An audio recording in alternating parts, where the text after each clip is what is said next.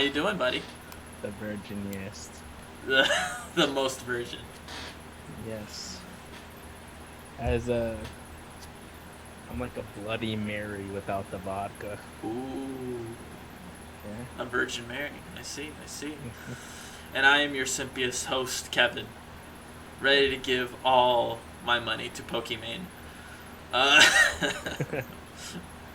Junior, how are we doing, man? How are we feeling today? uh, good, dude. I had some time today, you know, Mm-hmm. just had some time to like watch some anime, that's for sure. It's pretty cool. That's for sure. Tons of anime. Tons of anime. Anime, best kind of day. Ooh. Well, bro, How about yourself? I'm glad you're doing well. I'm doing great. I'm doing pretty good myself. Uh, I don't know if it's super clear on the video or not, but I feel like there are bags under my eyes. I don't know if this is like I can't tell if it's just me, but I have the feeling of bags in my eyes. I look at the video. I'm running on 5 hours of sleep and 10 hours of work, so this is gonna be great. It's gonna be a great podcast. It is. It always is when you're somewhat loopy. Oh, tell me about it. Alrighty. So what kind of animes have you been watching lately? I'm all caught up on ReZero. Um, Okay. that's like 100%. Like not just season one. I've caught up to season two. I believe it's like 9 or 10 episodes. Great show. Great show. Can't recommend it enough. Me and my girlfriend just finished Nichijou, a very, very funny comedic anime. Um, as we discussed in episode one, that is like one of my favorite anime, and rewatching it with my girlfriend, having her laugh at the same things that I found hilarious, really has validated it for me. I feel like I started something else. It's on the tip of my tongue. I can't remember. Once it hits me, I'll get back to you about it. What have you been watching? What have we been starting? I've been trying to catch up on Hunter X, Hunter x Hunter. Yeah, yeah, yeah. Yeah, How it's a far? pretty good anime. Yeah, no, I hear it's I great. It's I too think long for me, but how? I'm on season two. Season two. All I right. don't know. I've been just kind of like searching on my Netflix, and I was like, it's a good anime to start. Why not? It's pretty good, like concept overall. Just like typical Pokemon kind of story. Yeah, yeah, yeah, yeah. Pokemon. Wait, what? Well, it's a kid traveling and finding friends and doing crazy stuff. Oh, all right, all right, all right. Yeah. I was. I'm like, wait a minute. There's no There's monsters. no Pokemon that he has to Yeah. hunt down. No. I'm like, do you mean Digimon? Are you watching Digimon? And some. I don't know if you've ever gone on like a pirating website for anime, but back when I was poorer, um, that was the that was the only way I could watch anime. But every once in a blue moon, they'd have uh, the wrong anime under the wrong title. Hmm? So I'd be trying to watch like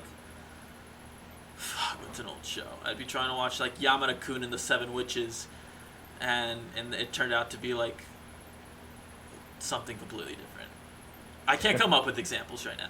All right, but on my sleep deprived nature, I'm gonna be a lot less witty, I think. Witty. But that's what I got you for, right? Nah, no. No, I'm not that witty. we're bro, but you're the wit master. No, but I am the virginiest wit master. I have you been playing any video games? I've been trying to finish Rise of the Tomb Raider. I've been I've been getting there. You've been getting there. Dude, All right. it's like there's sometimes there's just like that level that you're just like, God, don't want to do all this. And then you stop, and then you're just like, hey, I'm gonna go watch anime now. I'm just gonna go watch like 300 episodes of Naruto. Sometimes it's a smarter decision to just like completely drop it. You know what I mean? Yeah. I have my fair share of games I will never complete. But and same thing with anime too, dude. Like sometimes the first couple episodes are good and then it just goes nowhere. You know what I mean? Yeah. There's this show right now. I actually gave it a shot. It's called Uzaki-chan Wants to Hang Out. That's the English name. And it's just a slice of life about this dude who's pretty chill. I actually like this protagonist, but there's this fucking girl, and she's kind of a lolly with short hair, but massive titties, right? And there's a couple of reasons why I stopped watching. Number one, it's not the most entertaining. It kind of has like the run of the mill formula of like The running of the MILF? run of the no definitely not MILF. Um, it's just her doing stupid shit and having big titties while doing it. You know what I mean? Yeah. Uh, there's this scene where like she's playing VR, and like her titties are bouncing everywhere. I don't give a shit. I'm learning absolutely nothing right now. And the second reason why I dropped it is because I started feeling uncomfortable. As I said, she's a lolly, and she's shorter than normal.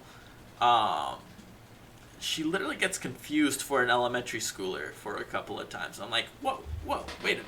Like, is that no, no. And then yeah. And then they look at her titties like, oh no, that's no elementary schooler. I'm like, that can't be the only thing distinguishing factor here. Like, Doesn't even ask for an ID or anything. Just yep. Yeah. Double D's. Oh be no, these are at least G's, maybe H's. I'm not sure, but triple Z's. Like that's her personality though. It's just super annoying and big titties. I kind of dropped it after like 5 episodes. Feel that. But yeah. Bro, it's been a long week. It has, man. I know you had some stuff with your personal life, right? With the little anniversary act. Yeah, today is my second anniversary. We've known each other about like 15 years now. Yeah. No, not 15. 10. 10-ish. 12. I don't know. Right. It's crazy. No, I'm actually approaching my second year as well, in about a month. So, but yeah. Between that and our work schedules, we weren't able to get an episode out last week, which was kind of sad because Gamescom was last week. We're gonna have to be a little late on the recap for that. But they're big news. Definitely some big news. Oh. No, not really. It was mostly boring to watch, if I'm being completely frank. PC gamers. Well, yeah. Very great news. Yeah. The Master Race got one triumphant win. Yes. Let's start there with the news, I guess. I'm sure everyone who's a PC gamer has heard already. All right. This is the Consumer Report. We gotta have that sound bit ready next time. Yeah. Yeah. I'm sure everyone with a PC has heard NVIDIA has added their new GPUs, the 3000 series. Yeah. 3000 series, outperforming the 2080 Ti, which is a beefy graphics card for half the price, which is amazing because like I don't want to spend $1,500 on a GPU when Yeah. this one's gonna outperform it. It's gonna be like $500. Mhm. Mhm. I'd rather just get that. Yeah. They announced it's the 3070, the 3080, and 3090, and they go up in price. Um, Yeah. So the based on this model. 3070 outperforms the Yeah. 2080 Ti. So it's like, man, like their lowest, almost their lowest tier, their mid tier basically is outperforming the last gen's top tier, Right. which is supposed to be the gaming version of it. So it's amazing. No, no, The fact, it's huge. You're yeah, future proofing yourself essentially. yeah, especially for streamers and stuff like that.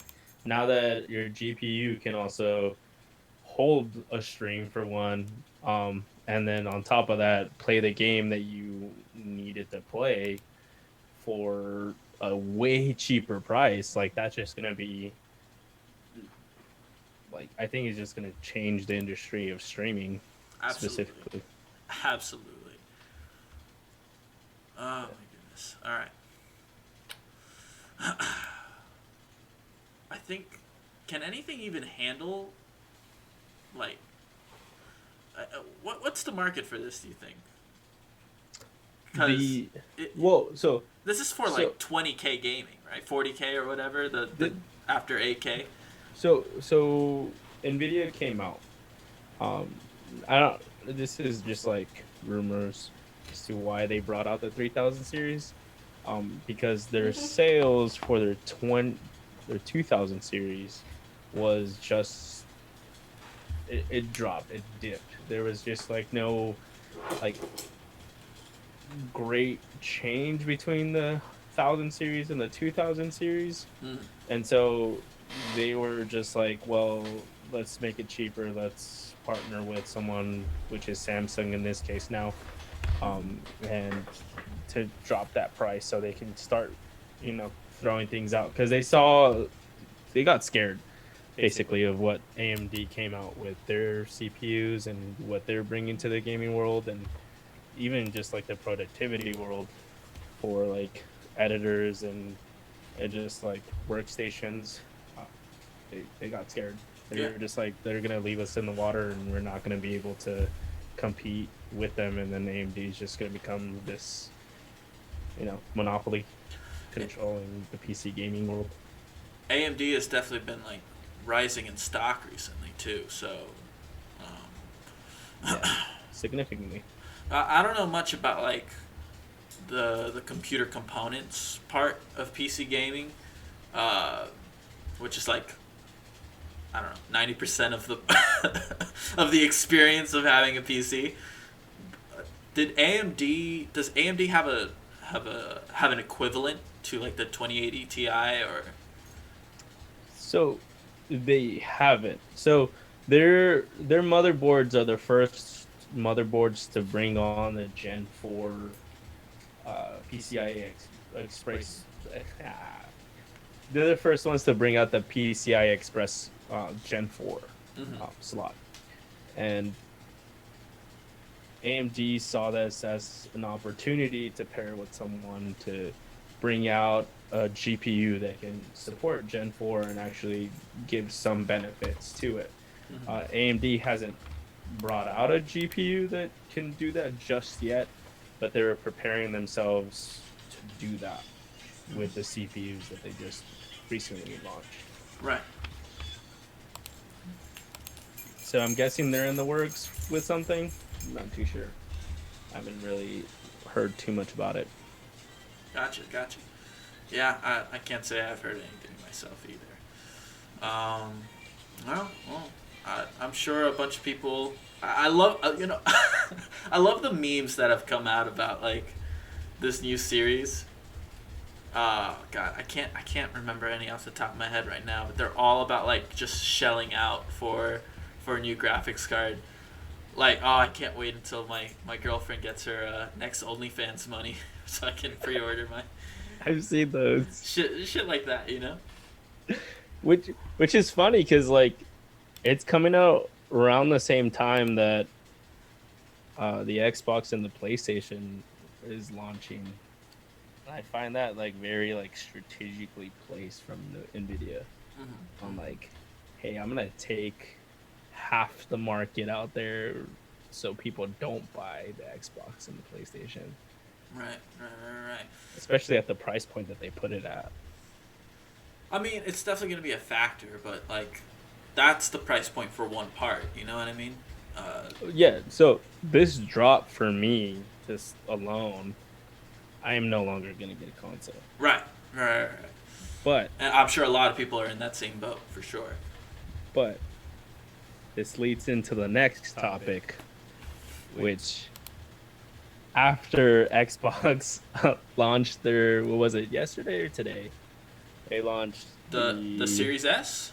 the Series S. Yeah. That it kind of brings me a little back to that. I don't know. Yeah. Well, so here's the thing. All right. Let's go over the Series S and talk value proposition after we're done. So yeah, that got announced, I believe, confirmed by Xbox Twitter today. It was like breaking news. So, you have a picture ready, right? Of the Yeah, I do. All right. Because it looks kind of funky to me. It Yeah, there you Looks go. like a stereo speaker. That's what I was thinking too. Yeah. But the interesting thing is, this is supposed to be the smallest Xbox ever released.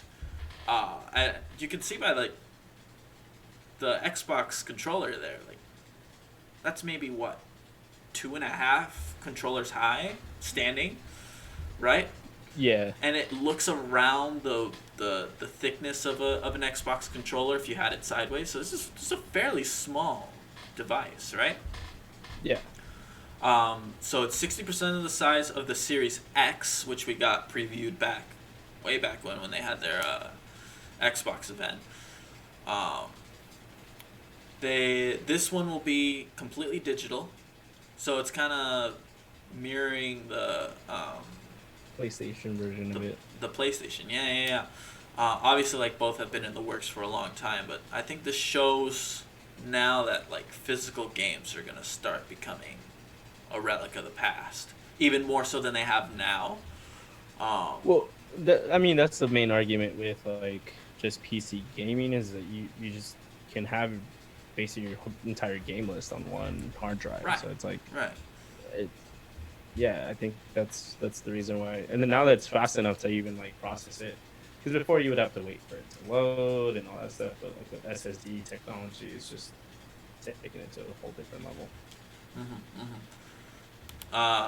That's right, and they're using a custom-made SSD developed at the Xbox R&D or whatever. Yeah, it's like T something. I don't know. Don't have the specifics on it, but I mean, just having a solid-state drive in general, huge. This is a game changer, right? But like everyone's kind of saw this coming, especially with like how commonplace SSDs are in just PC gaming now. You almost can't you can't make a PC nowadays and not have an SSD card. True.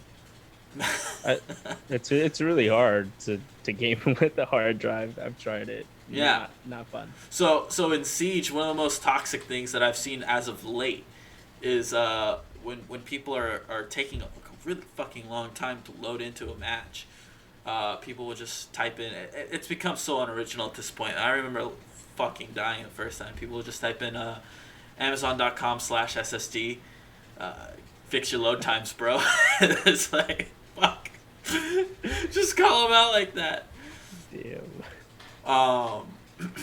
I know I'm a scrub for buying a pre-built PC, but one of the things I did make sure was it had a very solid state drive. Which you like, honestly, there's like options out there. Intel has brought out, what is it, the Optane like series. Those are pretty good for hard drive users. Sure. Yeah. Yeah. I've heard of that. It's supposed to be like supposed to access like current like reoccurring events. That's supposed to like memorize what you're normally using and like the games that you're in, so the load times are a little faster and stuff like that. Yeah. All right. So the Series S is also going to have lower GPU and resolution output compared to the Series X, which is expected, right? Yeah. Um, so the maximum resolution is 1440p, but that's still with 120 frames per second. Uh, the interesting thing I found was that they're still going to have 4K streaming and upscaling for games, which is like, okay, it's not native 4K, but I think a lot of people are going to be very happy with just having a $300 machine that can at least, you know, have the appearance of, at least at first glance, a lot of people won't even be able to tell the difference between upscaled 4K and native 4K, right? This is going to be a total video file kind of niche that's going to care otherwise. Yeah, it's. I mean, with the refresh rate, it doesn't really matter, to be honest. I mean, gaming on 1080p and 4K, you can see a slight difference in maybe like the rendering and like how like the back areas look, but other than that, you're not gonna like see a huge difference if you're paying like 2K, Right, right. like stuff like that. You're So, not gonna see too big so difference. correct me if I'm wrong. Um, really, what you're looking at from when you're looking at from 1080p to 4K, it's just more depth of color, right? That's what people are looking for. Like, Yeah, it's the dynamic range of color. So like right, it's color that would be more realistic than 1080p, which would be like the color gradient might be a little different, yeah. or just like certain shadings and shadows, that kind of stuff. So I think it is going to be noticeable.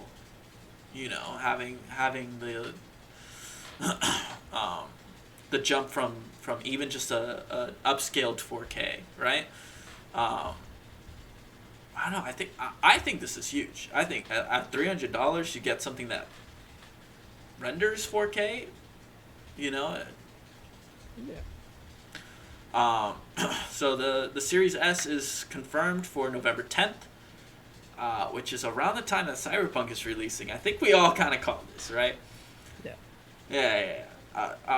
What we want to know though is if this is going to be a sign to come that the X is gonna release on the same day, because that hasn't been confirmed, but it's either the same day or like the same week, right? It has to be.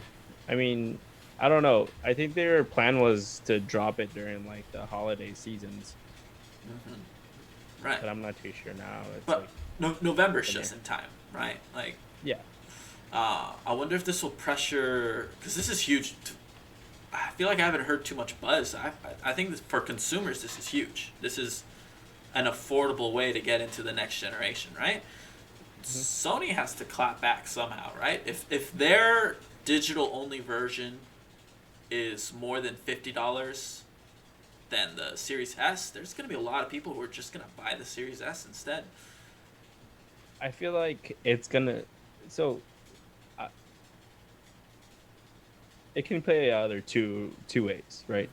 It can play either the way that when Xbox, after coming off the 360 series and then going to the Xbox One, there was so much hype, and then after just complete bust, and so everyone started switching to PlayStation 4, although that one dropped just a little after, I believe.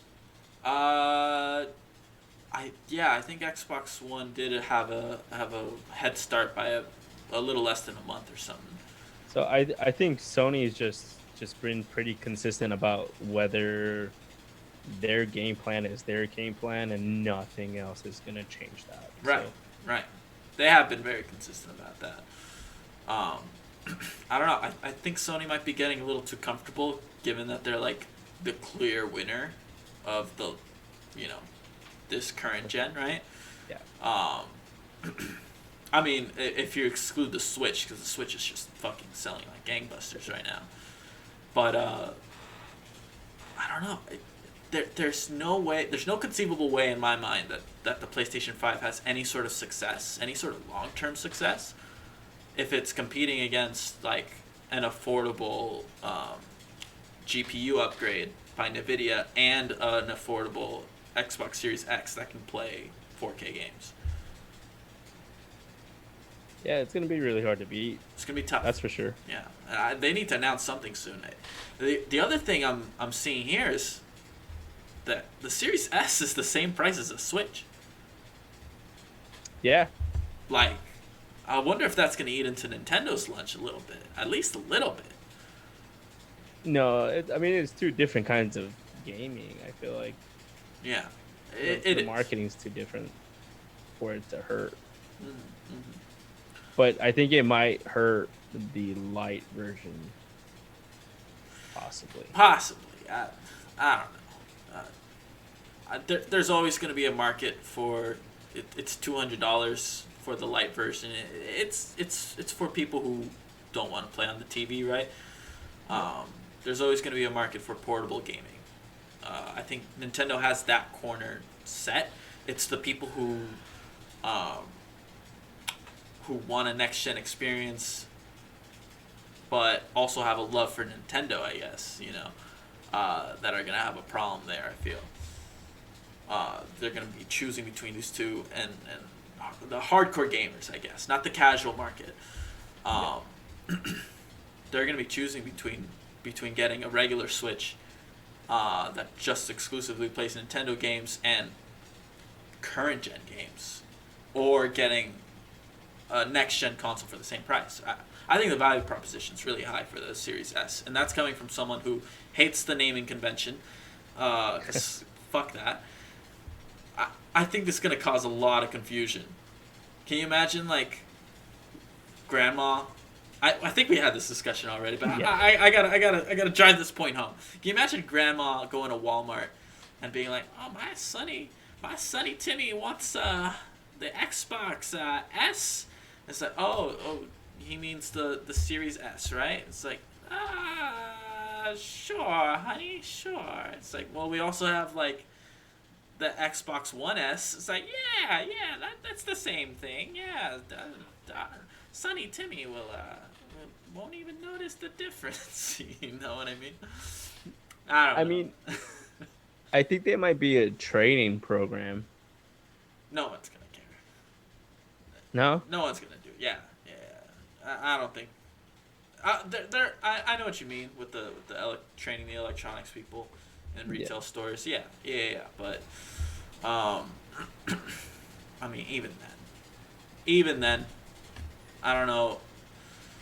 There's just gonna be a lot of doubt with the new consumers, I feel. I think the naming convention did kind of screw people a little bit. They just like changed the 1 to Series and then just kept the name. Yeah. It also just doesn't sound cool. That might be the biggest problem I have with it. Because fuck everyone else. I already know what the difference between a 1S and a Series X, right?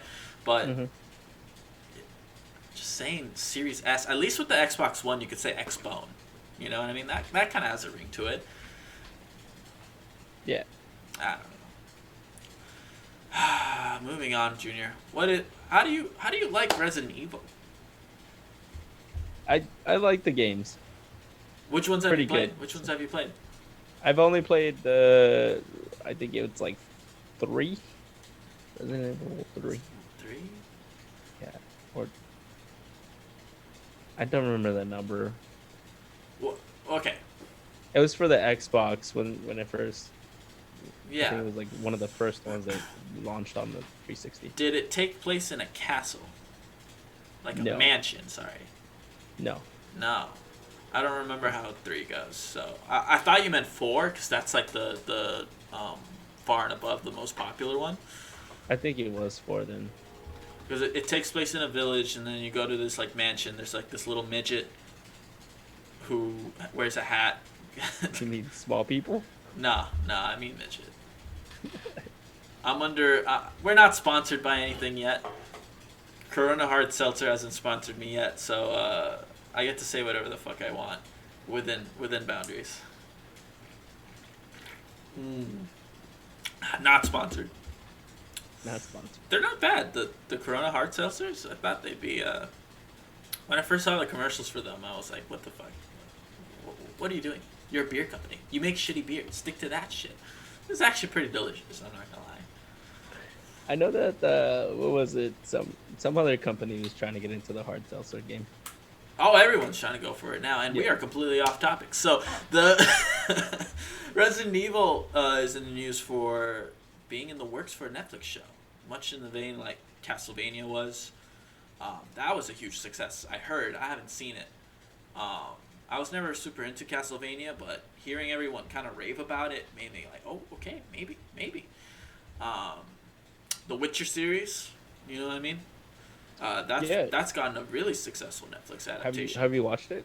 I still haven't watched that either. So, oh, dude. Okay, so here's the thing with The Witcher. Another tangent. Sorry. So, I'm reading the books right now, in audiobook version, and I'm not gonna play the games until I read the books, and I'm not gonna watch the Netflix show until I play the games.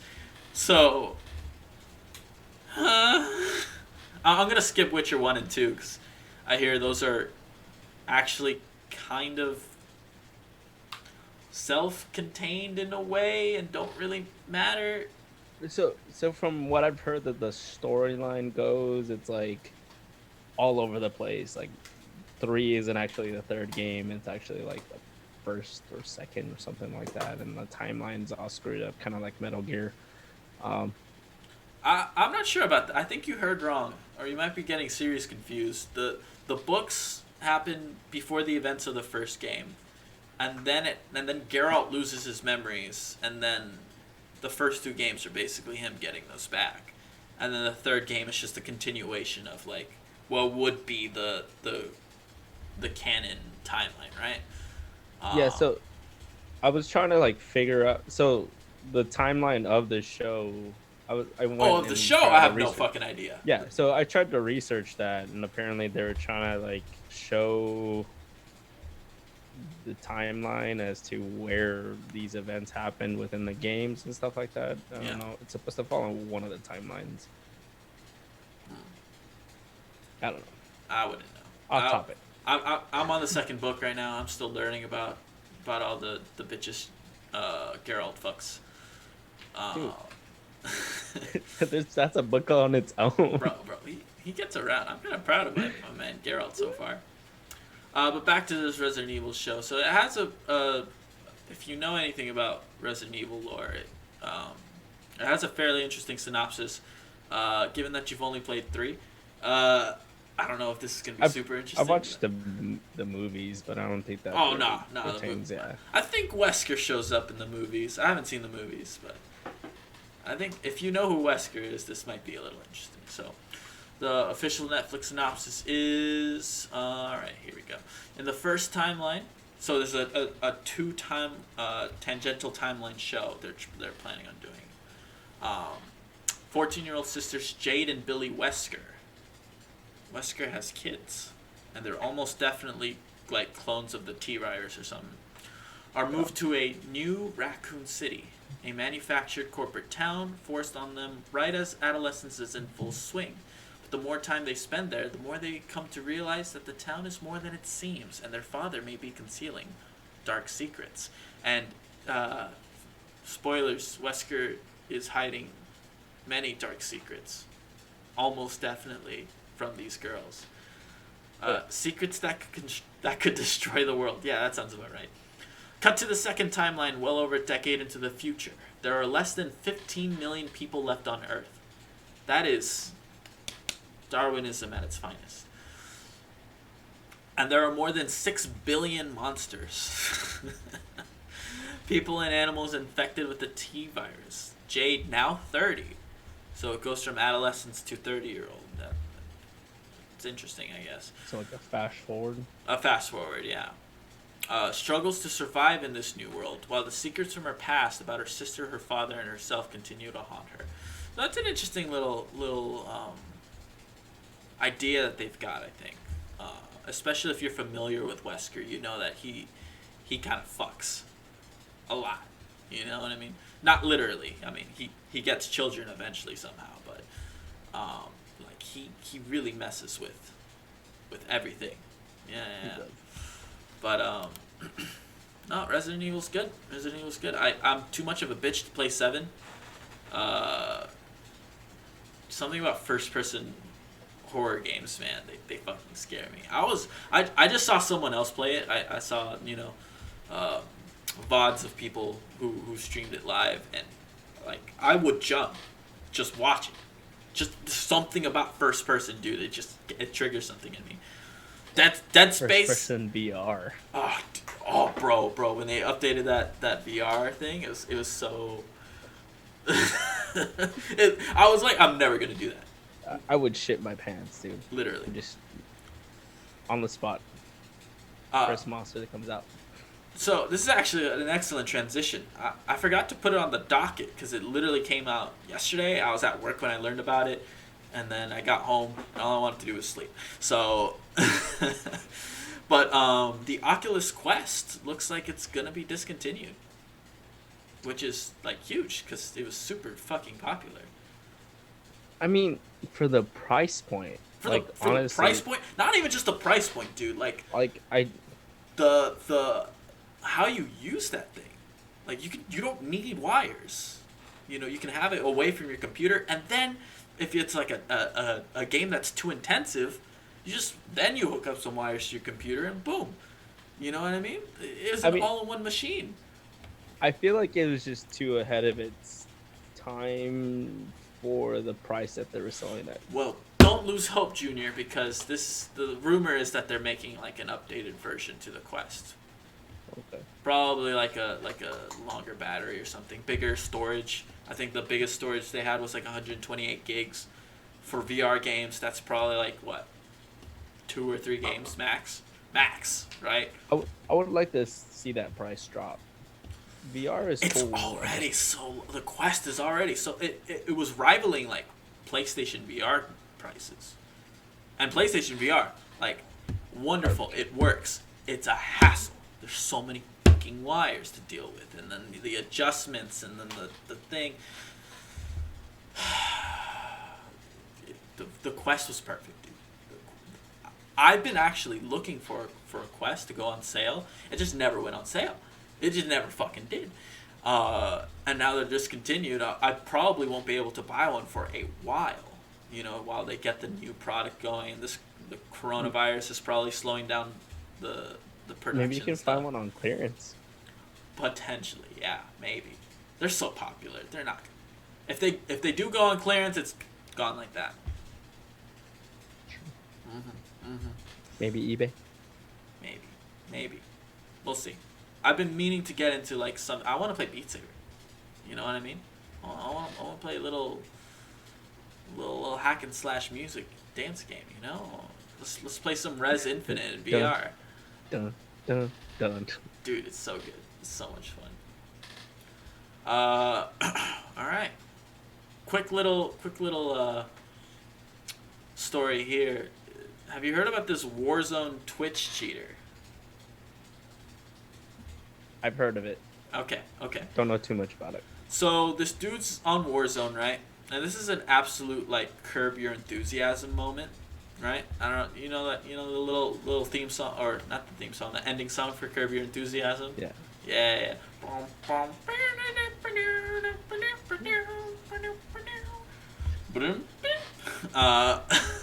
So he's like on Twitch, just like talking shit, right? Just being like, yo, I'm the best fucking Call of Duty Twitch streamer.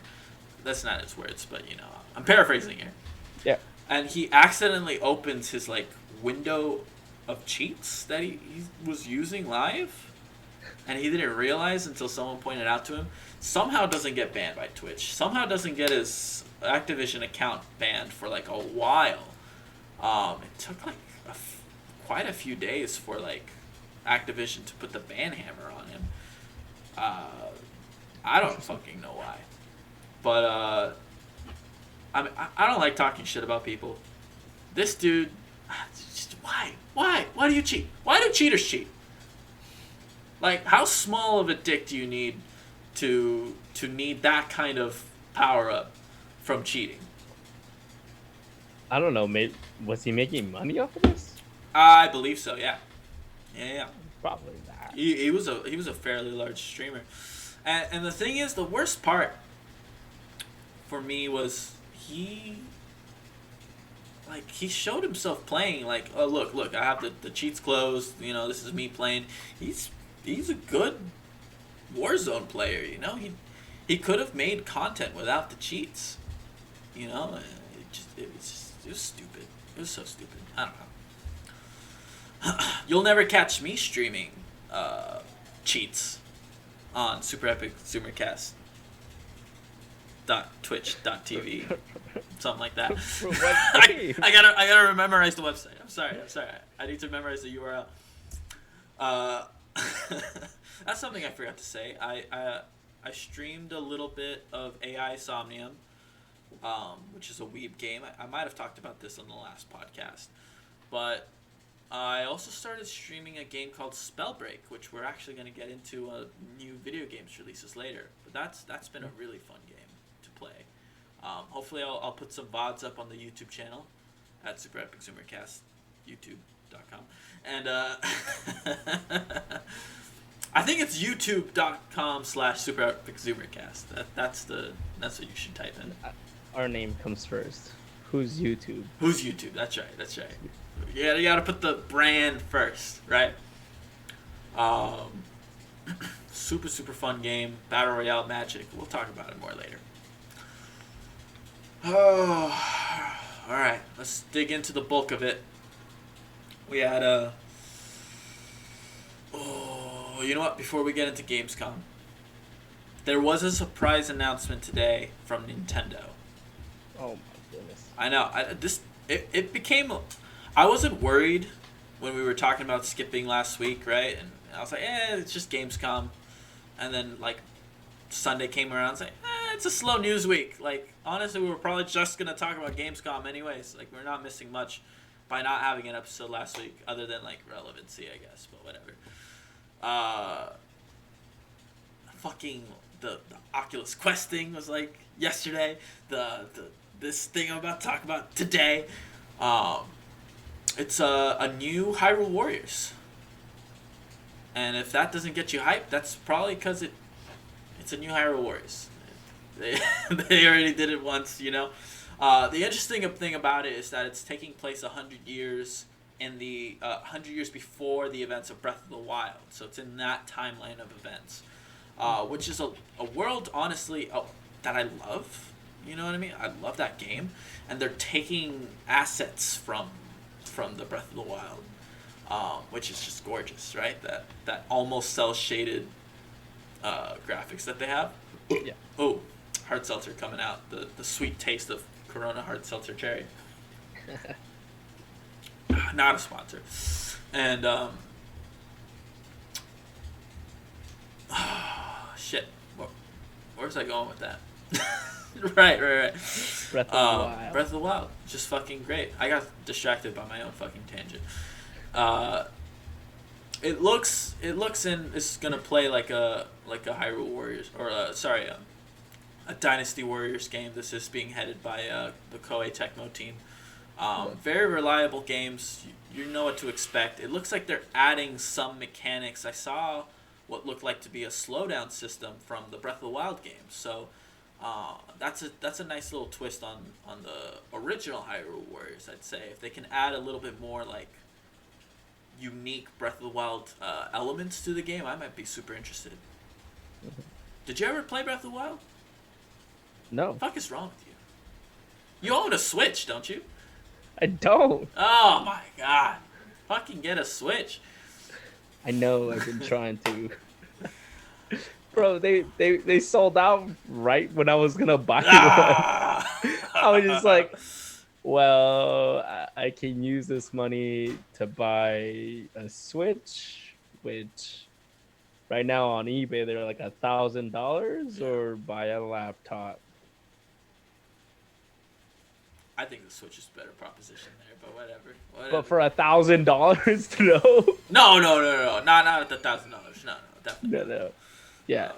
Our buddy Angel also has been like trying to buy one, and he came this close. Okay. No. Don't even get me started with Angel. Oh no. So one of them got returned, right? Yeah.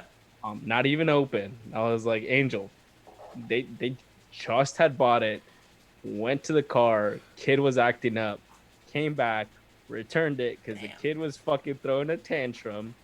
And then I was like, hey, Angel, here's the Switch. Do you want it? He was like, let me think about it. And you know how Angel is with about, let me think about it. Yeah. It means It just means he's not going to get it. yeah.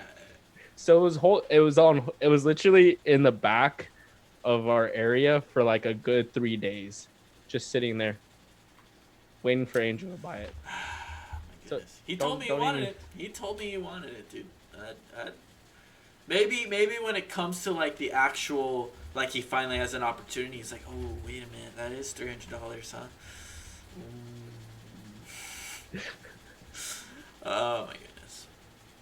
That dude cracks me up, man. Yeah, fucking hilarious guy. I'm hoping, I just bought a capture card. Our fucking Fall Guys adventures are,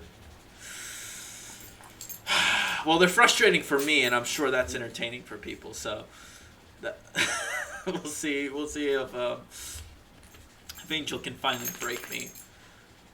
He's stolen multiple crowns from me. He's knocked me out of multiple games, and he's just slippery enough. I cannot do the same to him consistently.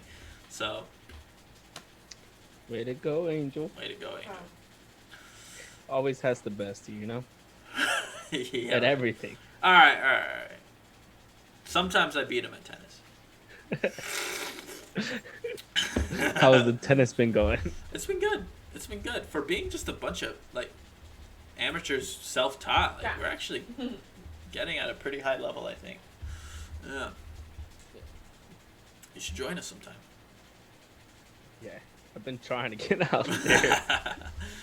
I want to go again tomorrow, but you know, that's such short notice. I know. All right. Let's finally talk about Gamescom this year. Gamescom. Gamescom, I think, is like probably the third, fourth, maybe fifth biggest gaming event of the year. So far this year, honestly, it's probably the first, because there wasn't really much at E3 this year, and this is probably the biggest event. That's fucking sad. That is pretty sad, especially since it wasn't really all that interesting. So we're not gonna talk about. Whoa. Oh. There's that new Ratchet and Clank game. We'll get to that. We're gonna be highlighting games that, you know, we found interesting. Mostly I found interesting, because Junior contributed nothing to the Gamescom discussion. Did you know it was happening last week? No, I didn't.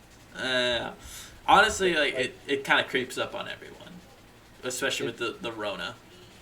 Yeah, I didn't hear anything about it. I just was just like silent. There was not really that much buzz either, so I don't blame you at all. Oh, hey, little buddy.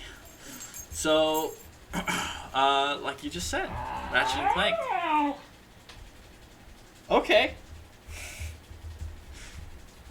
He's yawning. I've never heard a dog yawn so loud as this one. Have you seen that one meme? Totally off topic. No. There's like this meme video of a cat saying, "I'm cold." Yeah. Oh my goodness. When animals talk, it gets pretty good. Ratchet and Clank Rift Apart was already revealed back at the PlayStation 5 event that they were doing. Yeah, there you go. Look at that. He's so pretty. And basically, they confirmed through the demo. Hey, buddy, you want to come up here? Oh, come on. There you go. They basically confirmed that, like, you know, it's all running in engine, right? The gameplay demo they showed or sorry, the trailer that they showed back in the PlayStation event. But this time they were playing it live. You know, so it looks really good. I was a little worried about like the trailer being, sometimes trailers can be too good. You know what I mean? Yeah. It seemed a little too seamless how they were jumping through worlds. I'm like, all right, this is all for like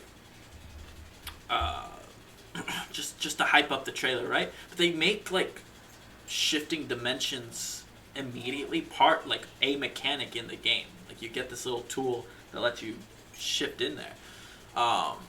It happens seamlessly, so it looks fantastic, right? But we learned really nothing new. It was just a playable version of the trailer that they showed. Doggo makes guest appearance. The thing, like, what I love about Ratchet and Clank is like it's just what they show you is what the game's gonna be. There's like no new element that they put into the game. It's just that fun. And I like the remaster that they did on PS4, or not the remaster, sorry, remake. It's a remake. So if I just get more of that and some wackier weapons, I'm really happy with that. Yeah, that's usually what happens. They just like put like different kinds of suits in there, and they do like special things. Yeah. For missions or stuff. It's pretty cool. Yeah. Great history. Pretty excited about it. Yeah. Says the man who's not gonna buy a PS5. Hey, I'm just saying. A game like Ratchet and Clank definitely like puts me that much closer. Yeah. It's not the reason to get it, but it's like a contributing factor to consider big getting contributing one. factor. Yeah. We also got a Dragon Age 4 first look. It was fucking pointless. It was just people talking about, working on the game, and they showed like some behind the scenes stuff and some concept Didn't they art. show like a clip of it though? I don't think they did at all. No. I think it launched after because I saw like a clip of Dragon Age 4. Yeah, it wasn't happening at the presentation. I think they had a behind closed doors demo or something like that, something of the like, but I don't know. I haven't seen any real gameplay of it, and that makes me sad.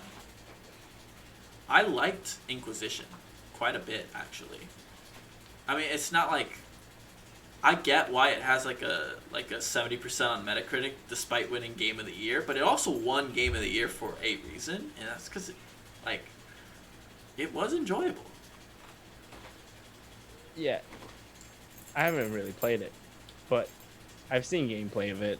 You haven't played Inquisition, or have you played any Dragon Age? No. Dude, we gotta find you some games that you've played before.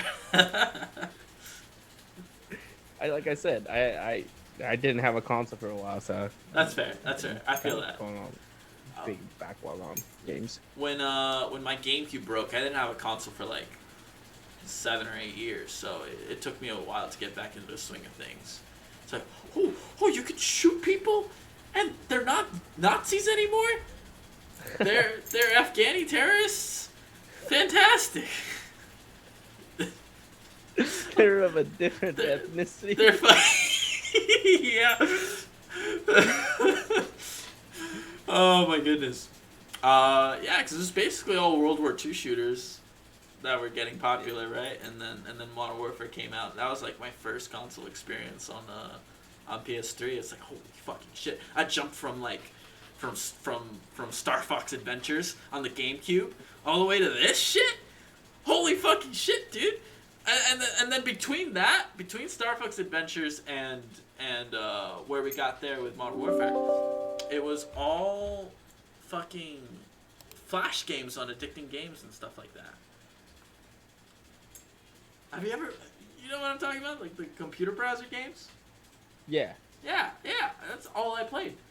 Bro, I was like Club Penguin all the way. No. I wasn't 18 years or older. I didn't have my parents' permission to go Club Penguin, so. I didn't either. Oh my goodness. Anyways, Dragon Age 4. I'm excited. I want BioWare to make a good fucking game, especially after Anthem bombed. and Mass Effect Andromeda. It's just a fucking mess. But this gives me some hope. Mostly because I'm just genuinely excited for Dragon Age. World of Warcraft Shadowlands dropping October 27th. A little gameplay, and I don't play World of Warcraft, so I don't know why I left this in there actually. I really genuinely don't give a shit about it. Well, I mean, there's a big audience for World of Warcraft. Huge audience. But if you play World of Warcraft, the chances of you being a simp are that much higher. So yeah, since I'm the virginiest virgin, then you must be just non-existent. Well, here's the thing. I don't play World of Warcraft, but I do play Final Fantasy XIV and Phantasy Star 2. So that I'm in some kind of category if that makes me sick. Somewhere in between. Dude, this Half dog's virgin. He's biting my fucking hand. I don't know what the fuck is wrong with this dog. I love you. Genshin Impact. Have you ever heard of Honkai Impact? No. It's like a mobile game. I don't think it ever came to console, but it's like a follow-up to it, or at least in the same universe, I think. I don't know too much about it. I never played the mobile game, but it's a free-to-play action RPG.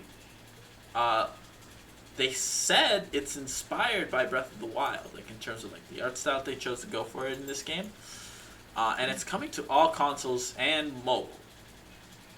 So that's pretty good. Mobile gaming. Yeah, it's a nice little free game. I wonder. I don't know what the how they get you with the microtransactions, because all free to play games are gonna have some form, right? Yeah. Like Clash of Clans with the damn fucking coins. Right. I'm sure they have like waifus that you can like buy and play as or something.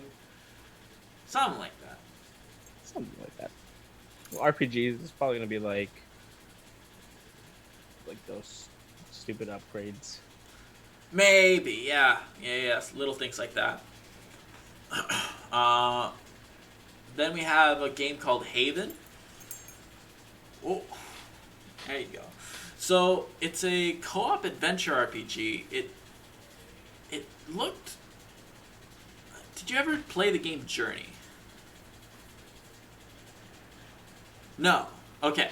You never owned a PS3. So. No. Well, I did own one. What? And you never played Journey? Well, the only game that came with it was a Metal Gear Solid, and then it wasn't my PS3, so I can't really play it too much. But that was the only game that I ever played on it. Gotcha. How do we explain Journey then? Journey had like a lot of sand, and you know I hate sand. But like you just control this person throughout, like, you know, the sand stuff, and there's like platforming and whatever. It's a very critically acclaimed game. I'm not really doing it justice by explaining it. But part of the appeal for that game was that like you could help other players. It was like a communal experience, right? This game is I can't. The description was co-op adventure. I don't know if that means that two people are playing at the same time. I know like you can control these two characters, right? You're essentially controlling two characters in this single player, and you're going around, and then when you enter combat, you're fighting with the both of them, right? I don't know if that means that someone can control one of the characters and you can just control the other one, I mean. But it looks super. If you could like team up with someone online, that could be a really interesting concept, and have that maybe recreate that Journey experience. I think I've seen a couple of stuff about Haven. Yeah, it looks pretty interesting. Yeah, interesting little art style. It's coming to all platforms, and it's confirmed as an Xbox Series X launch title. Now, when I say all platforms, I mean current and next gen. I'll make the distinction otherwise. So after Haven, well, not after Haven. These are not really in any particular order. Yeah. But a game that I caught um, interest in was a game called Drake Hollow, and it's not a game that I'm probably gonna play. It was a surprise drop on PC and Xbone. You could play it right now. It's a co-op village builder where you protect these little vegetables, the titular drakes, from these monsters that are like invading. They eat vegetables, I guess. Yeah. Uh, and it's like a nice little exploration game where you like explore, defeat, come back to your village, make it grow bigger, and then eventually they kind of alluded to like a it looks like the end game is going to be like in the layer of whatever monsters they're the layer of the monsters. That's a better word. Yeah. Looks super cute. When I saw this game, all I thought about was the Last Airbender. That dude with the cabbage. Yeah, yeah. Cabbage. It was a cute little cabbage. Yeah. Oh my goodness. Some of these games I haven't even seen in like a week, so it takes me a little bit to remember. Like, oh shit, that's right. It's just like So one game that I'm not a big Sims fan, but I recently got into Sims, yeah. and the Star Wars expansion journey of it was interesting. It's pretty interesting. It drops soon. I didn't put it in the new release games because I don't really want to put like DLC or expansions on there unless they're like substantial. And generally, like from the preview, I couldn't tell like exactly how big this expansion was, but like now it looks pretty big. Hey, buddy. The I don't know. I kind of don't like how Sims 4 has their like expansion model. You know what I mean? I think it's expensive, and they do a lot of them. I don't really see it too much on the PC versions, I guess. I'm strictly talking about the PC versions. I don't think No, because I got Sims 4 for like, what was it, like $2 or something like that? Yeah. You got it on sale And- for something like that. Yeah, and then for the expansions, it was like $4. Okay. Yeah, so New expansions when they release, they can range from like 20 to 40, dude. They're like, yeah, that's why you just wait. just wait, yeah. You get so hyped that you just wait. Bro, I'm so fucking hyped. I can't wait to wait like 4 months for this to go on sale. I might actually buy Cyberpunk, the day it releases. I'm not gonna lie. Yeah, I definitely will. It's just a matter of like whether I'll have my PC upgraded enough to like play it at a setting higher than the PS4, or if I'm just gonna buy it on the PS4. Let's see, Journey to Batu. It's out now. Actually, I thought it was coming soon, but it's out now.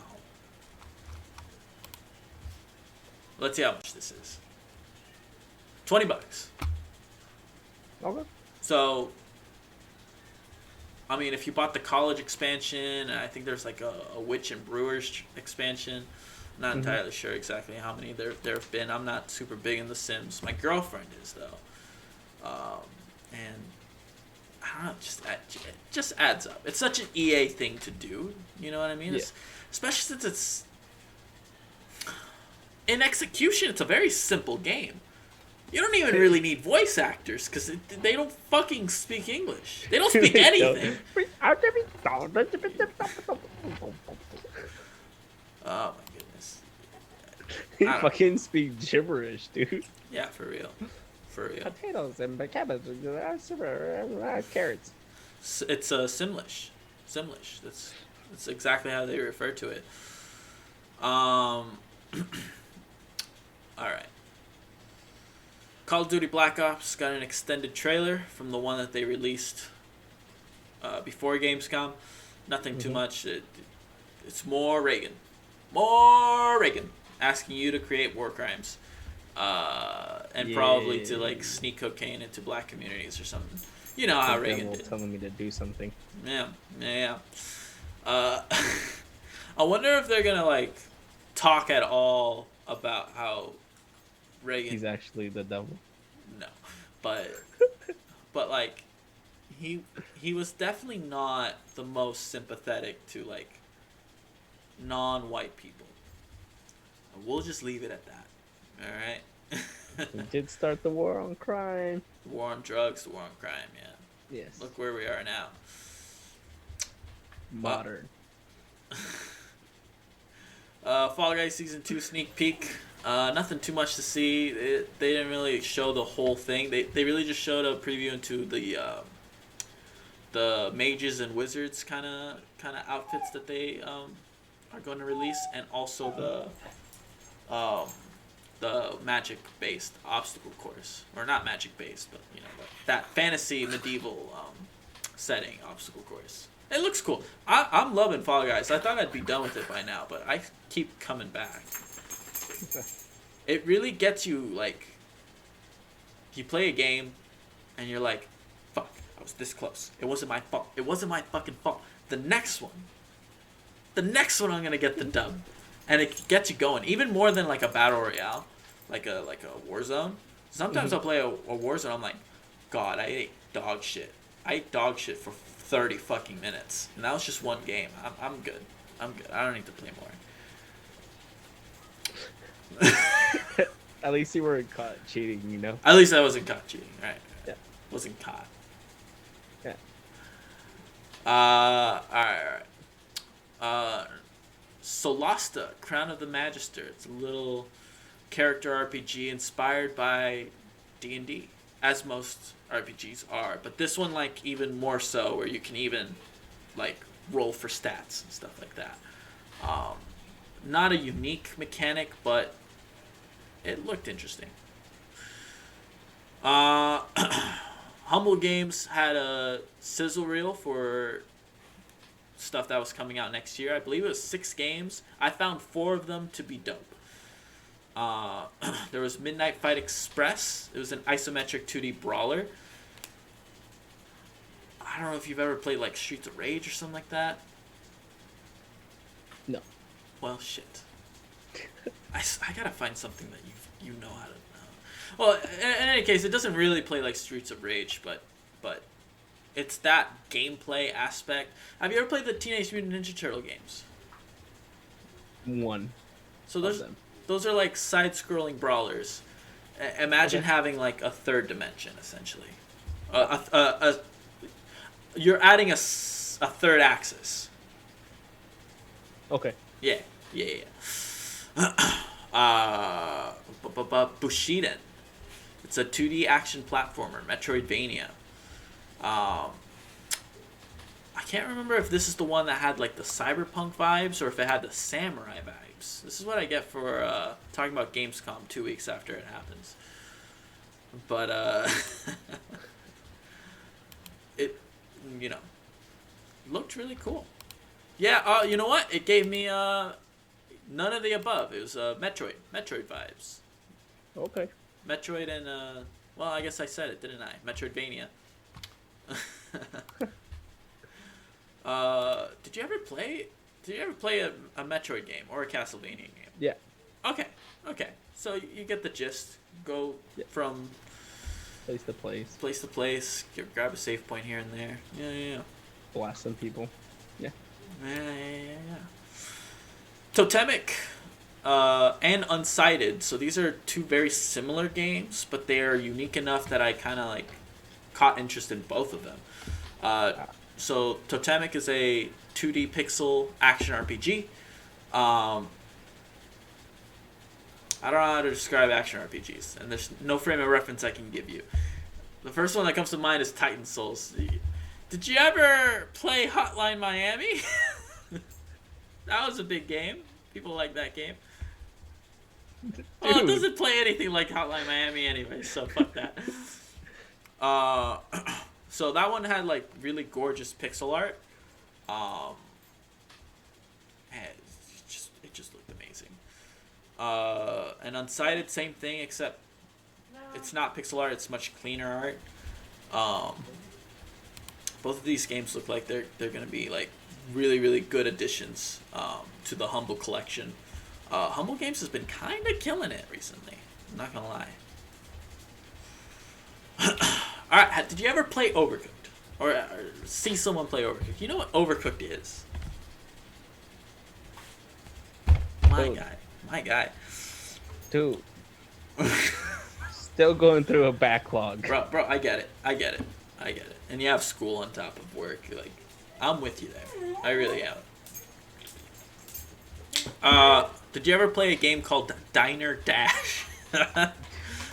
Yeah. All right. So Overcooked is like multiplayer Diner Dash. And Okay. like exactly like that. What Overcooked did a little differently is that it had these stages that were very dynamic, right? So one of them was on a ship, and the ship would rock, and the kitchen would slide with the ship, right? Things of that nature. Be very dynamic like that. Very, very frustrating gameplay if you're playing with a stupid person. But there was a game called Kiwi. Spelled a little weird. It's key, like Key, and we, like We. But you play as these kiwi birds. And it's like Overcooked Diner Dash gameplay, but you're in a post office. It looked really cute. It looked very like it would be very frustrating to play with a stupid person still, but you're two kiwi birds trying to send some mail. That's pretty wholesome shit. Yeah. Doing government work. You know what? Nice. You know what? Maybe we'll play Kiwi. Maybe we'll get on some Overcooked and Kiwi on stream or something. You know, get a little mad at each other. You're supposed to grab the letters. Star Wars Squadron. Have you heard about this? Not the campaign for it, no. But you know what the game is. Yeah. Okay. Yeah. So they just did a campaign preview. Don't really have super high hopes for any sort of Star Wars campaign at this point, especially after Battlefront. If it's not being made by Respawn, the guys who made Fallen Order, I don't really think they're gonna pull off a story that I really care about. But I mean, it's a fighter pilot game anyways, so maybe it'll just be like an interesting vessel to get you into gameplay and do some fucking barrel rolls in space. That sounds dope, right? Yeah, that's pretty dope. What is it? Battlefront 2 for the PlayStation 2. That was pretty good. Yeah, back when Battlefront actually meant something and Yeah. wasn't a shill for EA to make money off of. Fucking yeah. Remember those days? Just stick to sports, please. No. I want them to let go of sports, dude. Are you fucking kidding me? Oh, we'll talk about it later. But Madden 21, FIFA games are not doing too hot, and NHL has not been doing great for a while now. I think it's because they're putting a lot of resources into games like Star Wars. Yeah, a lot of resources. No, it's probably due to the fact that the next generation's coming out soon. They need something that works on both. You know what I mean? Like, yeah, it's just a roster update, honestly. Every fucking year. Yeah, let's talk about Madden right now. Buggy mess, Metacritic, not loving it. I'm not gonna buy it. I love Madden. I really do. I fucking love football, dude. Football season's right around the fucking corner. I'm so hyped. I hate fantasy leagues. Yes, put some money down. I hate, and I mean this with that passion. I hate buying Madden every year. I usually like skip every couple of years, but then I am like, oh, bro, but fucking Nick Foles isn't with the Eagles anymore. I can't fucking play him. You know what I mean? I don't know why I said Nick Foles. Nobody likes Nick Foles. But like the idea of like playing with like Cam Newton's Panthers, right? It's like, well, he's not there anymore, and that takes me out. Like as a football fan, that takes me out of the experience, and I'm like, I need a roster update. But I don't want to pay $60. That's so fucking much. So. Yeah, I think they need to like at least combat this somehow, because the NFL is going to continue to change. Yeah, they need to add something, dude. I don't know. Like I don't mean to be a backseat game developer, but they just haven't really They made. just need to fucking be better. It just needs to be different. I don't even think it needs to be better. It's good, but I think they reached a ceiling that like makes me not want to care about buying the next one. Right? If it's just for a roster update, I'm gonna listen to my wallet at the end of the day more than I am my frustrations with Phillip Rivers still being on the LA Chargers, or the at the time San Diego Chargers. If we're talking about like 2015. I'm a Chargers fan, and I'm glad that he's gone. Look, clutch. I'm an ex Chargers fan, given my heritage coming from San Diego. As soon as they moved to LA, I dropped them. They're irrelevant. I hate to make this a sports podcast out of nowhere, but the San Diego Chargers are like the 10th most relevant team in LA. Just in LA. Forget California, forget the United States. They're like somewhere in the hundreds at that point. But they started in LA. Who gives a shit? With Drew Brees and LT. So it's like... That's not even remotely true. They moved around a lot. The last time they moved, like when they moved to San Diego, was like in the 60s. Yeah. No. I'm pretty sure. Because they had 2006, they were definitely already in San Diego. No, because with LT, they was still LA Charger. LA Chargers move to San Diego. 1961. And then they didn't return until 2017. Bro, you can't tell a San Diego native Chargers history, alright? For a while, it was weird. Okay. Off this topic. Yeah. Let's drop it. Madden 21 looks like it sucks, full of bugs. A lot of people hate it. Let's move on. Scarlet Nexus. Have you ever heard of this game? Yes. You have? Yeah, I've heard of it. You've heard of it? Oh, nice. Heard of it. Yeah. Yeah, it's gotten a few trailers here and there, but it finally got, I think, the clincher for me. Do you ever play Devil May Cry? Yes. I'm in the works of finishing it. So it looks like an interesting cross between Devil May Cry and like a Souls game. The reason being, it looks like it has the like dodge mechanics and the weight of a Souls game, right? But it has a sort of juggle system, much like Devil May Cry, a combo system, right? It looks dope. I have no other words. It looks really fucking cool. I'm so excited for this, especially since I was kind of disappointed by Code Vein, which is like another like anime Soulsborne kind of game. Mm-hmm. But it just didn't hit the same spots that playing like Bloodborne did for me, or what little experience I have with Dark Souls. I played a little bit of 3, but 3 was fun. I just dropped it because it was like I was just playing with a friend and he dropped it. But I definitely want to get back into that. Code Vein, I don't want to get back into at all. Scarlet Nexus looks really fucking cool. It does. So the release date on the website says it's coming soon for all console platforms, including next gen.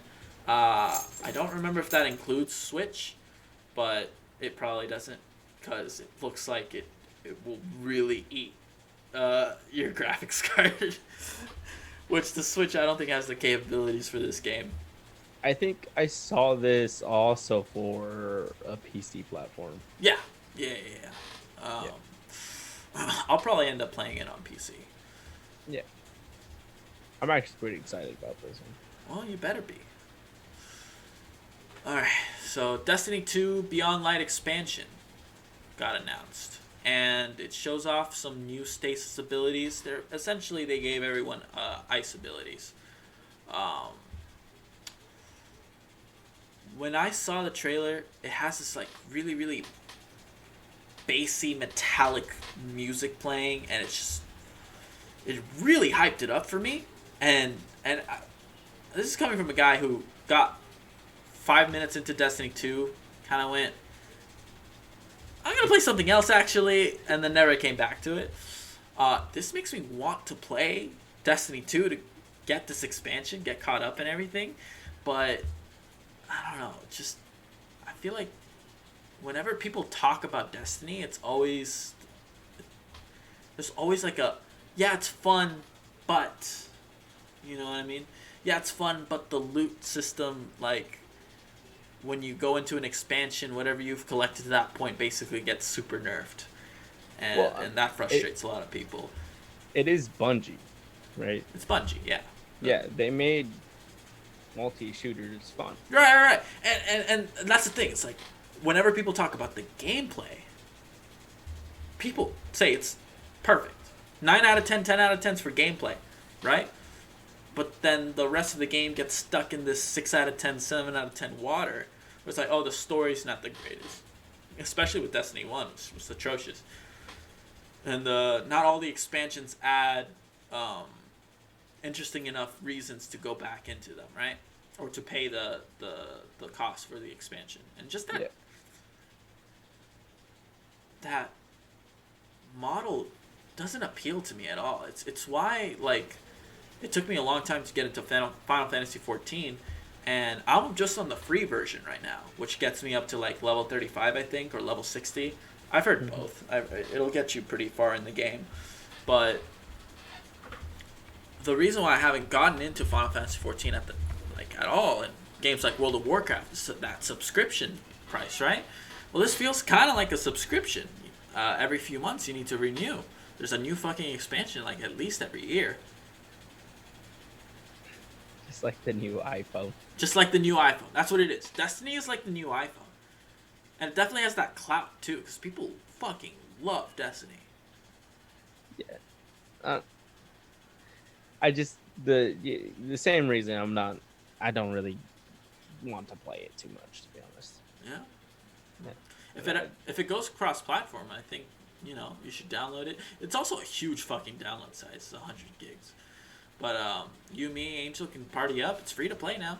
I'm done. We'll see. November 10th. November 10th, yeah, for that Beyond Light expansion. Again, looks sick. If you already have Destiny 2, to me it looks like it's going to be cool. The abilities look sick.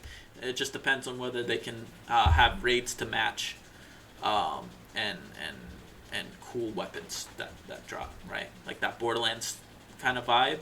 I never really got from Destiny 1 when I played it. I got something like Borderlands Light, you know what I mean? Like,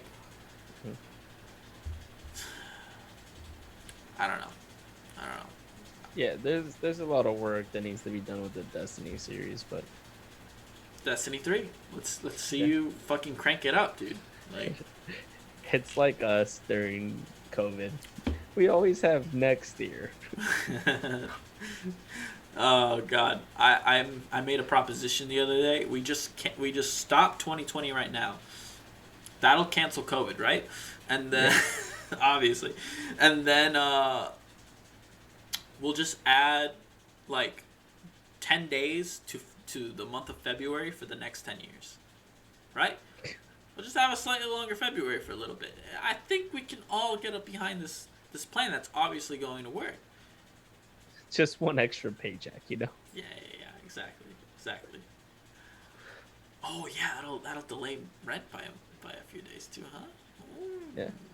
Oh, okay. Smart thing, you know.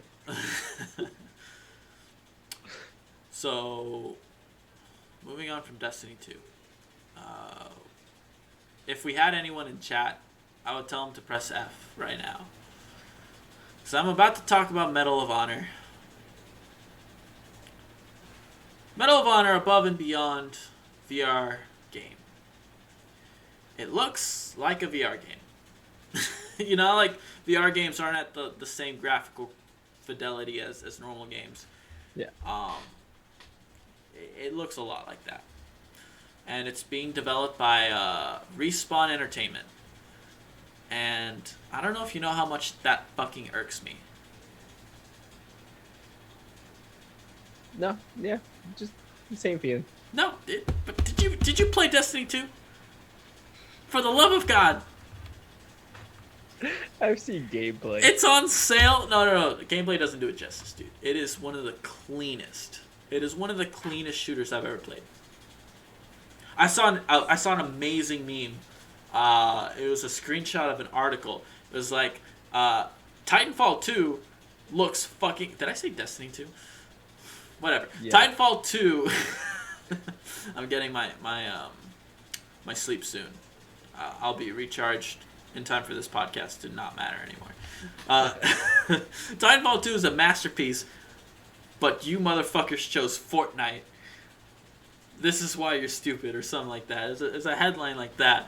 And I'm like, God damn, that dude knows his video games. That dude is a fucking man of culture. I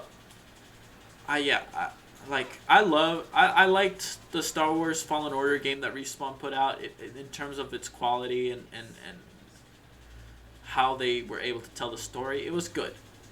Yeah. But it wasn't Titanfall 2. It wasn't the cleanest fucking shooter I've ever played. They need to bring it back, dude. They need to bring... And then after Apex came out, there's no way they're working on Titanfall 3 ever. Ever. And now they're fucking Medal of Honor. They're making VR games? Respawn, come back, buddy. Please. I mean, okay, I can see what they're trying to do, though. They're trying to, like, get their foot in the broaden next their horizons. level. Yeah. I mean, if this means that they're going to make Titanfall 3 in VR and have you, like, pilot a Titanfall, a Titan mech, that'd be fucking sick, right? That's the only acceptable future that validates the fucking abomination that this is, right? They needed to fail somewhere, and it's not going to be Titan. Yeah, that's true. That's true. They already failed with 2, with like how that game released in between Battlefield 1, I think, and Call of Duty Black Ops 4 at the time or something like that. Fucking EA for some reason wanted to eat shit, so it took off its pants, sat down on the floor, and said, "Here's my shit. I'm gonna eat it now." I don't know. That was an awful picture. I have a belly full of white dog shit, and then you lay this shit on me. Yeah. I hope the game's good. I speak no ill will of Respawn. Respawn, I love you. You make games that I love. That's why I speak this way.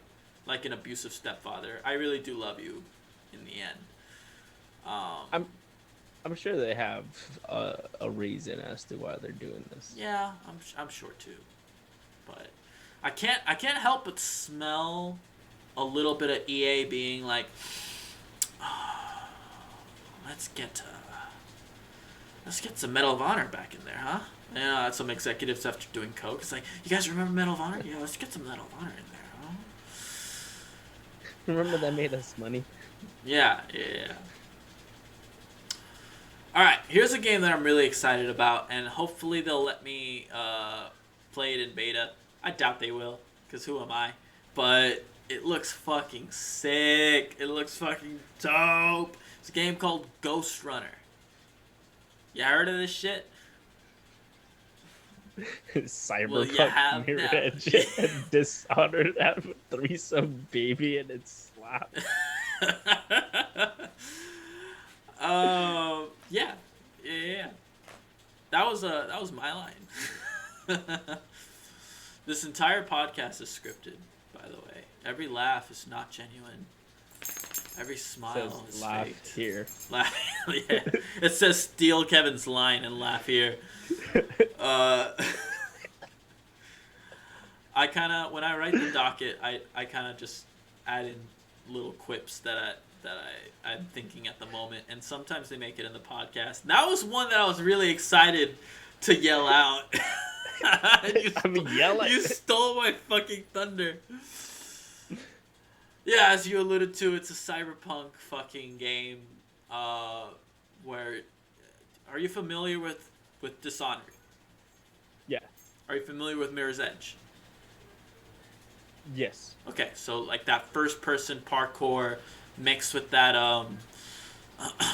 that ability uh character RPG Yeah. in a cyberpunk setting. That's dope. Fucking dope, dude. Yeah, but who's on top? Huh? There has to be a top and there has to be a bottom on all this. Okay, so it looks like Mirror's Edge is the bottom, taking all the dick. No, sorry. Mirror's Edge would be the middle. It's taking both dicks. And then Dishonored, I think is on top, power fucking, and you can see it with like the abilities and the hacking and the slashing. And then Cyberpunk is on the bottom, just enjoying being there. Yeah. Not really pulling its weight, but it's still a contributing factor to the experience, to this threesome. Mirror Edge was a really good game. It was a fun game, yeah. I enjoyed it. I wouldn't go so far as to call it like a great game, but it's a solid 3 out of 5 for me. Yeah. It's there. Yeah. It's not a game that's like, oh my god, It's not a game I would recommend to people who I don't think are into that kind of game. You know what I mean? Yeah. It definitely was like something you kind of threw at a wall and just hoped it stick. Right. That's exactly what it was, and it did for some people. So what I tried to do, as soon as they did their presentation and stuff, you could sign up to join the Discord and join the beta. But they have like this whole like interview thing. It's like, why should we give our beta key to you? And I just had to be honest and be like, well, there's no reason really. I'll talk about it on the podcast that no one's listening to. hey, we have 7 viewers. Fantastic. That's more than I thought we would have. But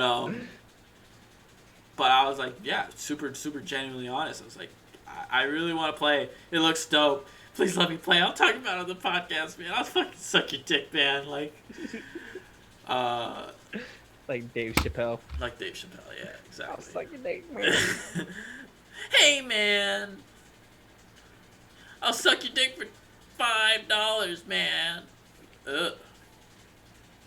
I'll give you 2. I love Dave Chappelle. He's so good.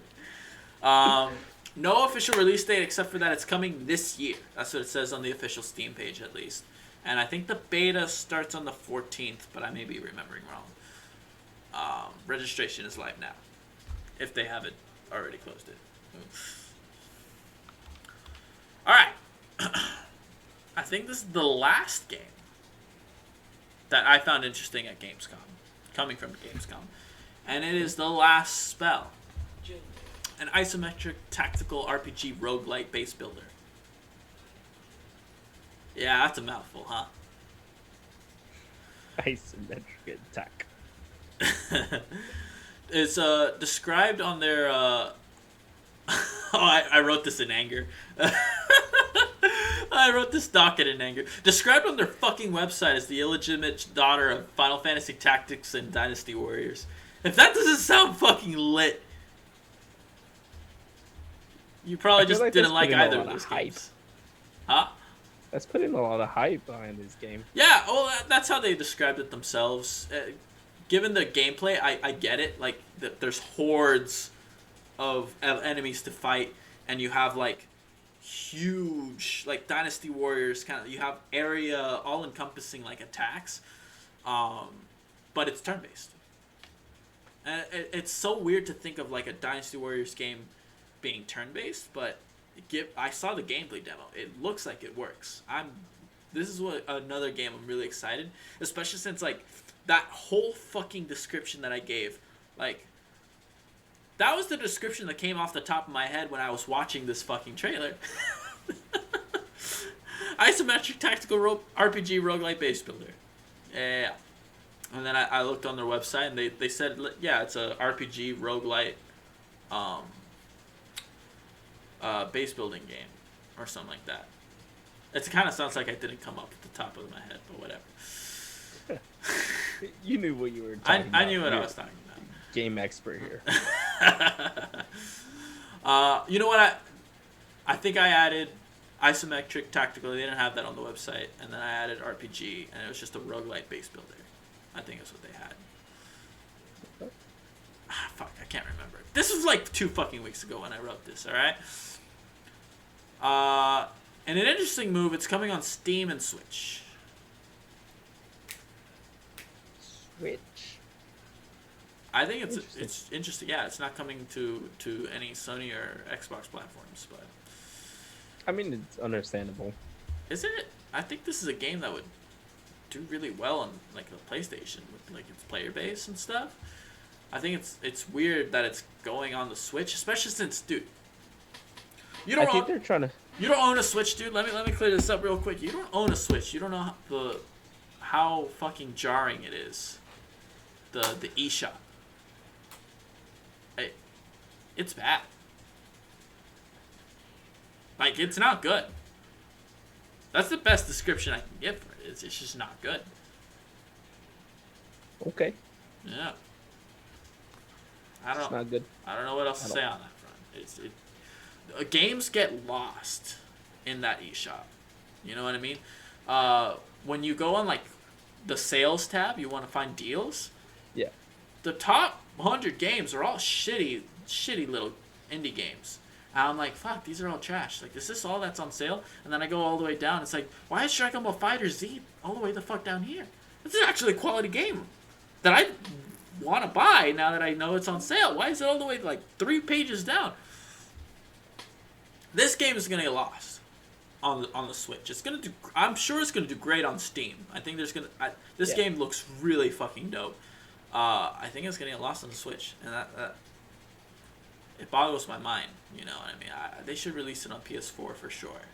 Get on that player base. I think they're trying to see what platform it might do better on. I don't know. Because if it's on Steam, I'm sure it's gonna pick up some traction, and then they're gonna be like, okay, maybe we can put it into console. I'm hoping. Maybe it was really easy to port it to the Switch version and not the PS4 for whatever reason, but who knows? I wish this developer nothing but the best. I'm really looking forward to this game, and I, like the idiot I am, forgot to put a release date. So let's explore the last spell on Steam. It is coming. Oh, there's a demo. There's a demo out right now. You can try this out on the Steam page. It looks like the release date's yet to be announced. That actually makes sense why I didn't put it on. I just forgot to put that it doesn't actually have one. Yeah, TBD. Damn. All right. Moving on from Gamescom. That was a long-winded thing, but I think we talked about a lot of games that, you know, don't get a lot of attention. Cyberpunk somehow won every award at the Gamescom, despite not really being a part of Gamescom that much. So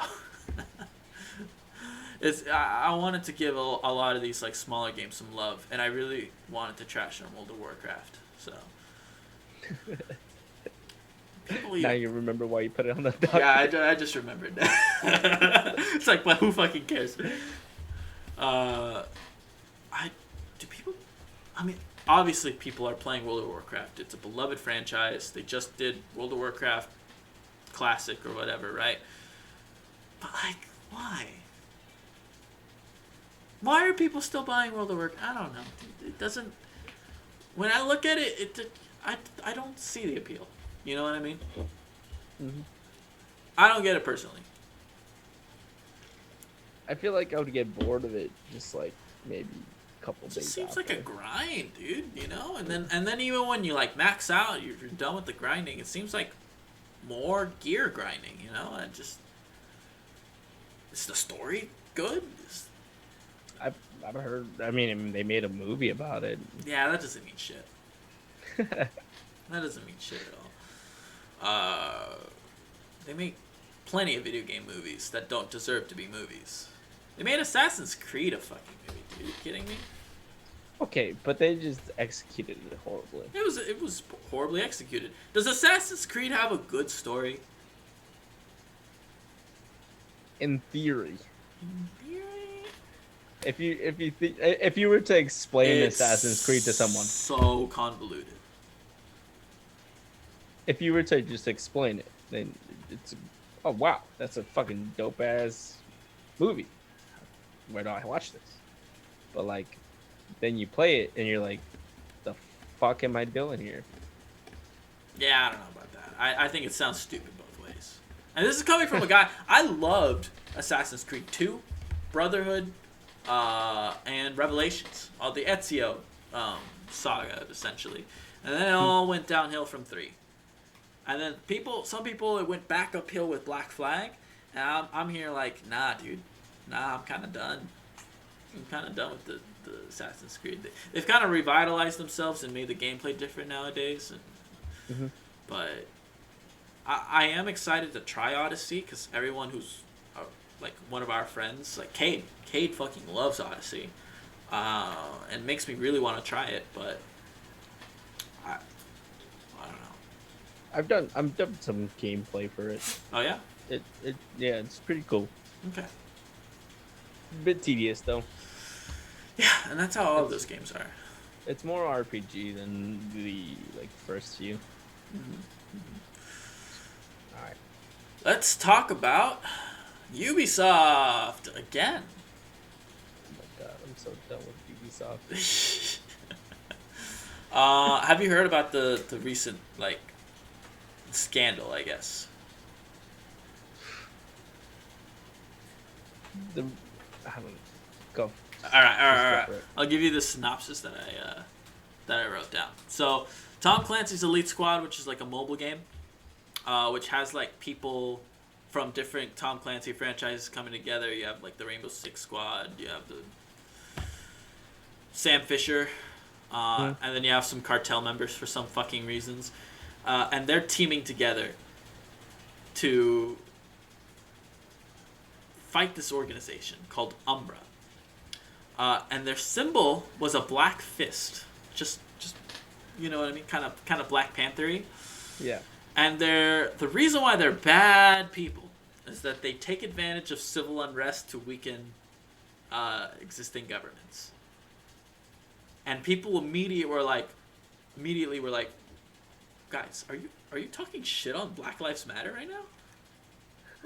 Like that was the knee-jerk reaction, right? It's like, what the fuck are you guys trying to say?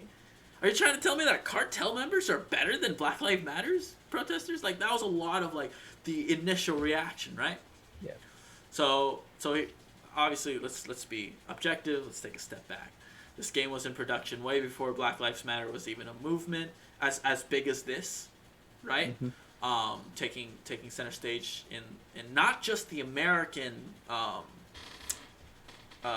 ethos, but worldwide.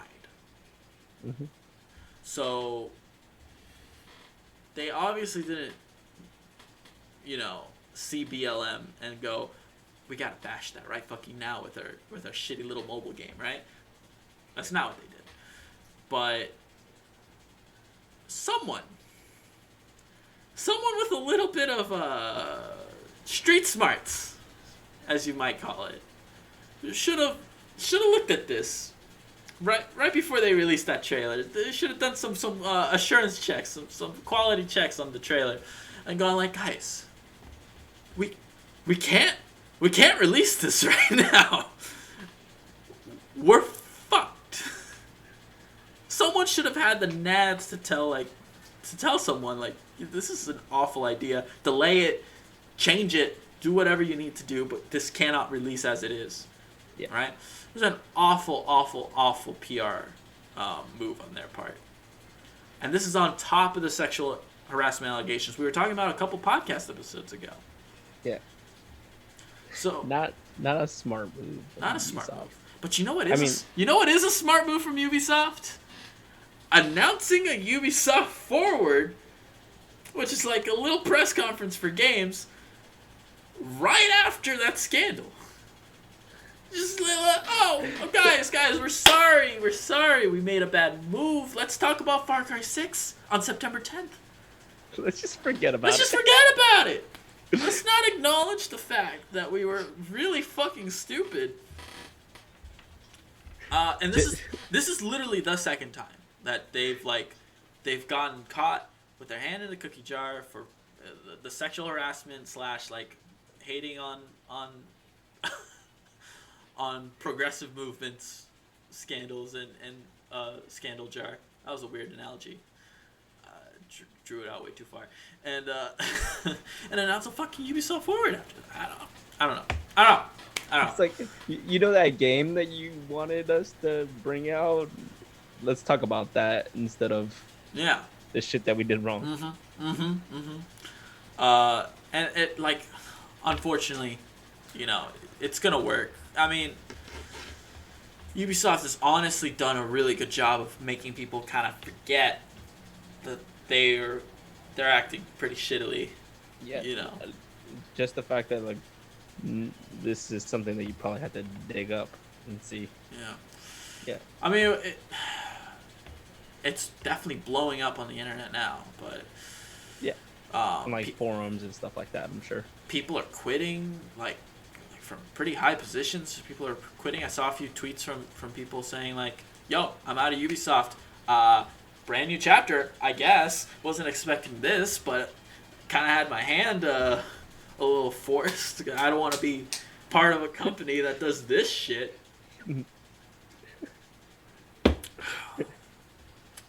Anyways, Ubisoft, get it together, man.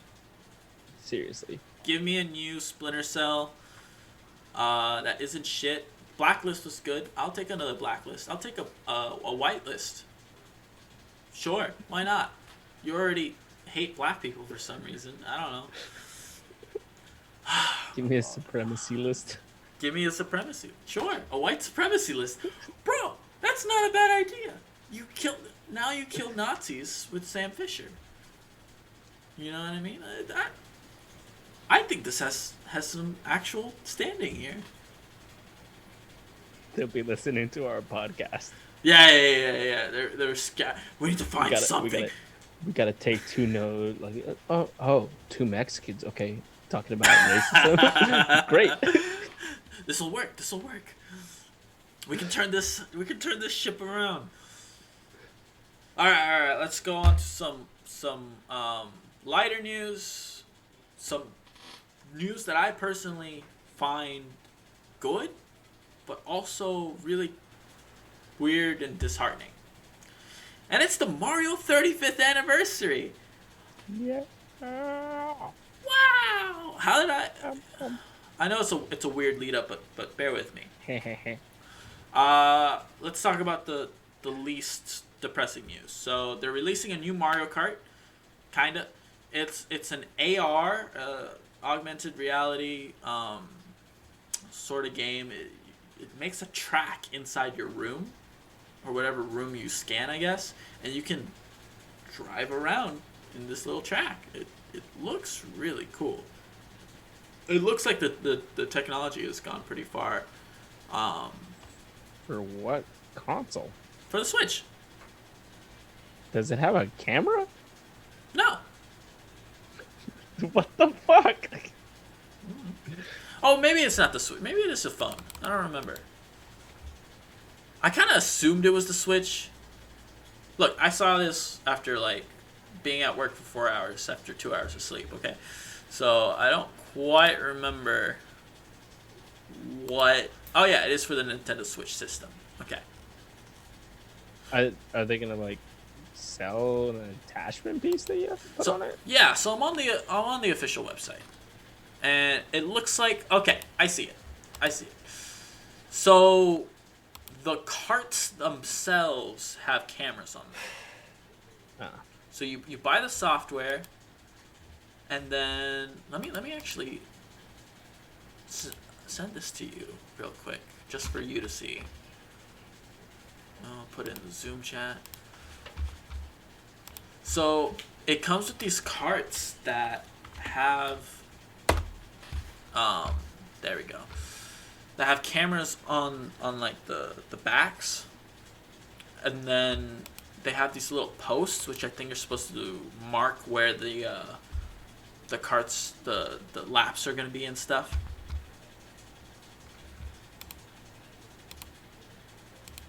It's interesting. Yeah. It's a really interesting concept. I think it's gonna sell gangbusters. I think it's a great idea. It reminds me of those track carts, the Mm-hmm. electric track carts. Yeah. Yeah. And I think it's like a RC essentially.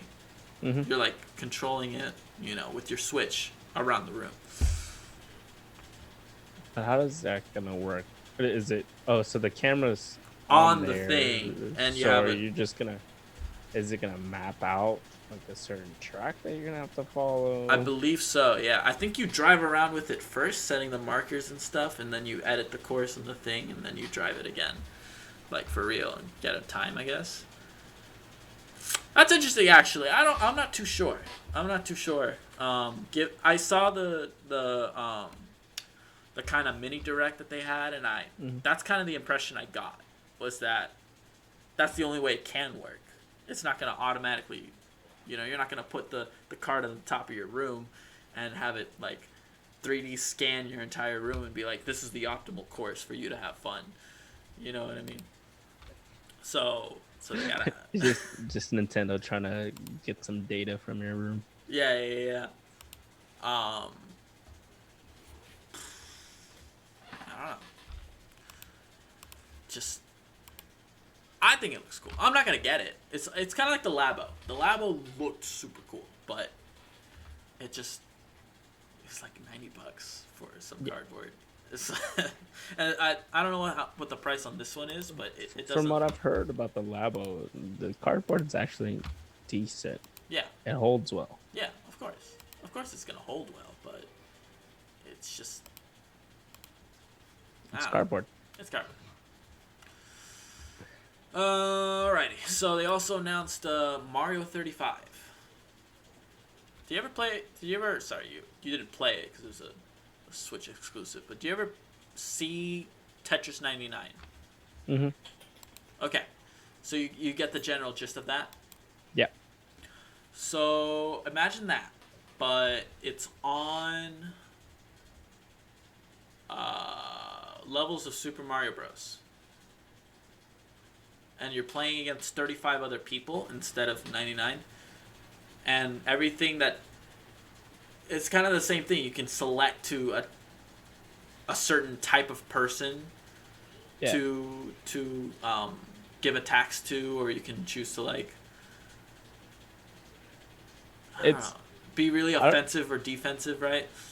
yeah. Is it kind of like a play on what Dr. Mario used to be? Because I don't. Did you ever play that? Like no, I don't really did no. It was for like the Game Boy, and so like it was kind of like Tetris, but like it was like pills that dropped down, and you had to kind of have to like match them. Oh no. And then there was like like special power ups for some of them, and if you dropped them in a certain place, it like does stuff. But it sounds Uh like it's trying no. to do a modern version of that. It's a platformer. It's like you remember Super Mario Bros. Yeah. Original, right? Yeah, you're just playing on that, Oh, and you're fucking other people up while doing, it. And you're also getting fucked up. I'm down.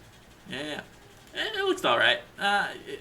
It didn't really appeal to me, but I'm sure there's like a group of people who are like, oh, I played through World 1 like 50 fucking million times because I got nothing better to do with my time. Let me show these other 34 people what's up. You know what I mean? Or some shit like that. Can that person give me some time? Shit. I don't know. Right. Just let me waste all of my life into something innocuous like that. Right. Super Mario All Stars re-released on the Switch, so that includes the original Super Mario Bros. 1, 2. I don't know if Hmm. it includes the Lost Levels, but then you got like Super Mario World 3, all of that included. It, That's it's dope. it's like that. What was it originally on? I think it was originally on SNES towards the end of its life. Just Yeah. re-released all those games. Yeah, they released a new, or they announced a new Game and Watch. So you remember the old Game and Watches back in the day? This is before our time, so you probably like you either seen them as a relic or you've never heard of them. No, I don't think I. Wait. They were like the predecessor to the Game Boy, except they only played like one, maybe 3 games max. I think I have.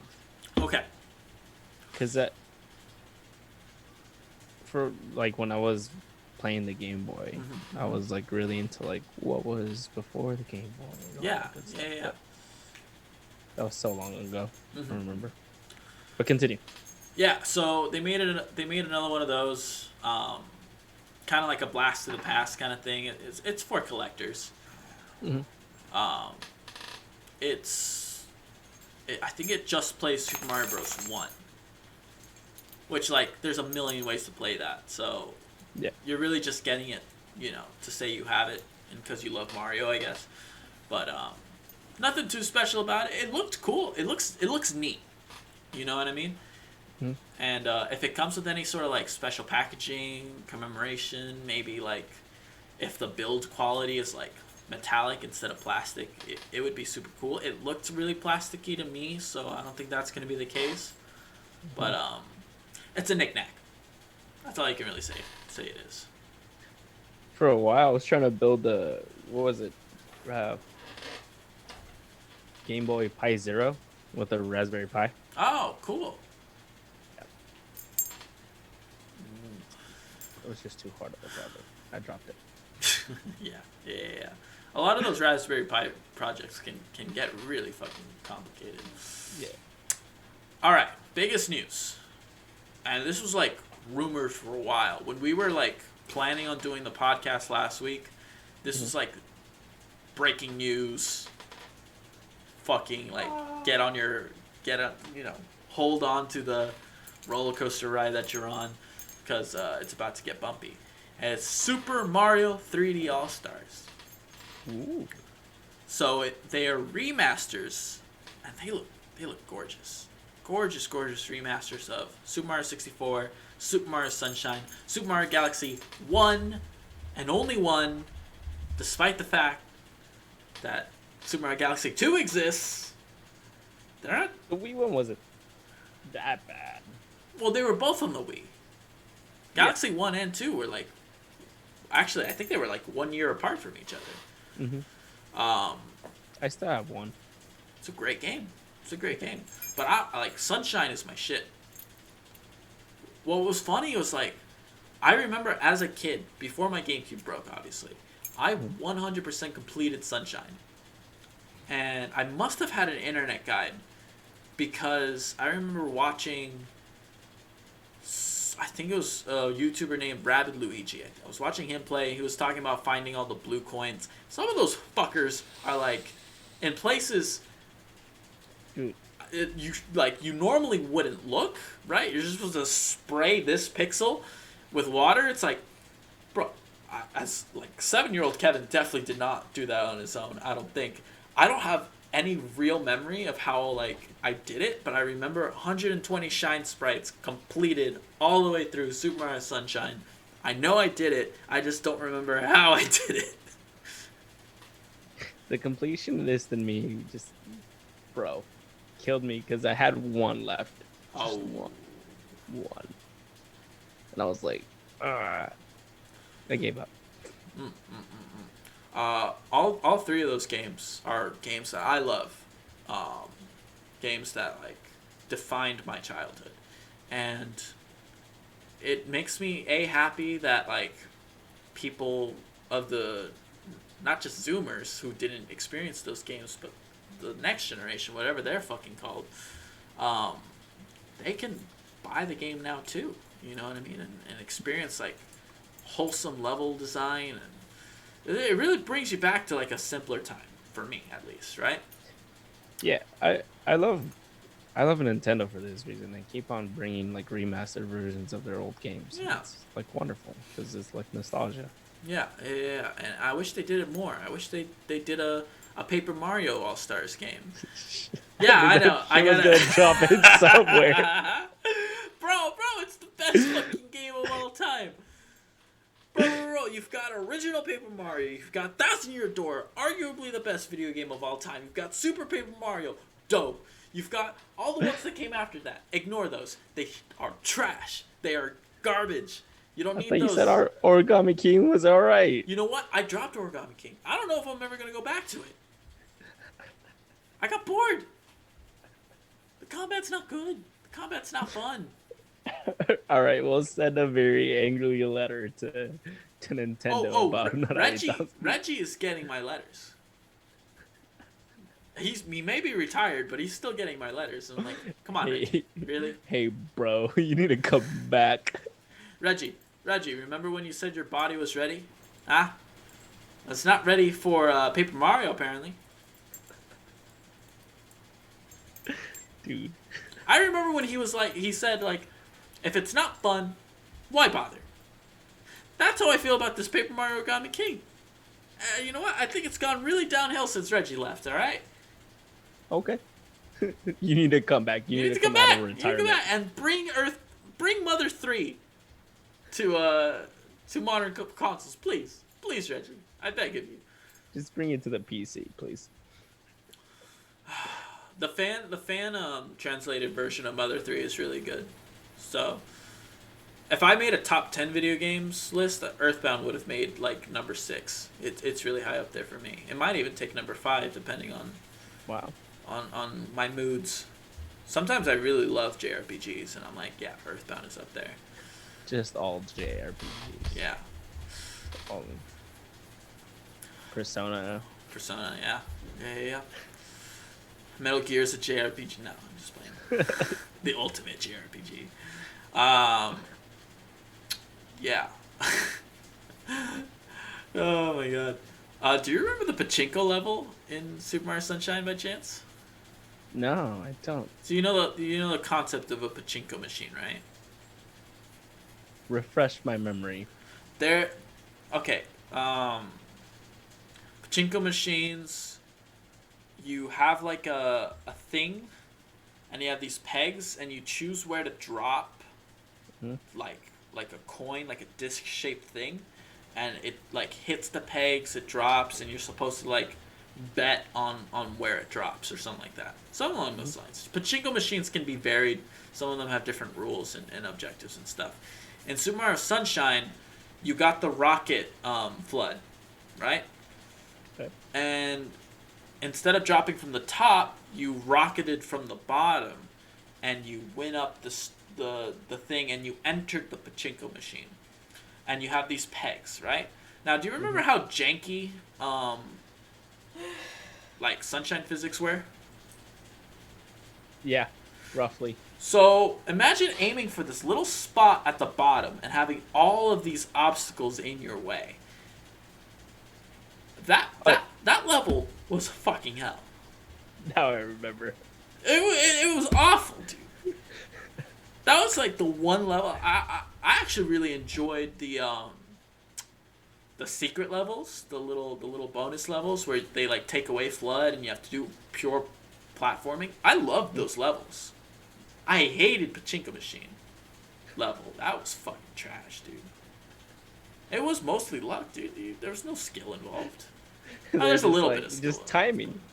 Yeah, I guess at some point it was timing. You could switch to hover flood, right? But at some point you're gonna run out of water, and then the physics were weird, so you would carry momentum, and you would be like there hover flooding and like tilting all the way right, and your momentum would keep you like from going right at all, and you'd end up just falling straight down, and you'd lose lives. There was a life system in that game. You would end up with 0 lives like your 120th try. You end up with negative lives. Negative lives, bro. Just for that pachinko machine, I was like, all right, at least I can restart, go to the hub world, do something else. Because fuck this pachinko machine. And then you see -1 lives. So fuck, I'm just stuck here, aren't I? It's your hell. But Oh my goodness! But something just as frustrating as the pachinko level in Sunshine.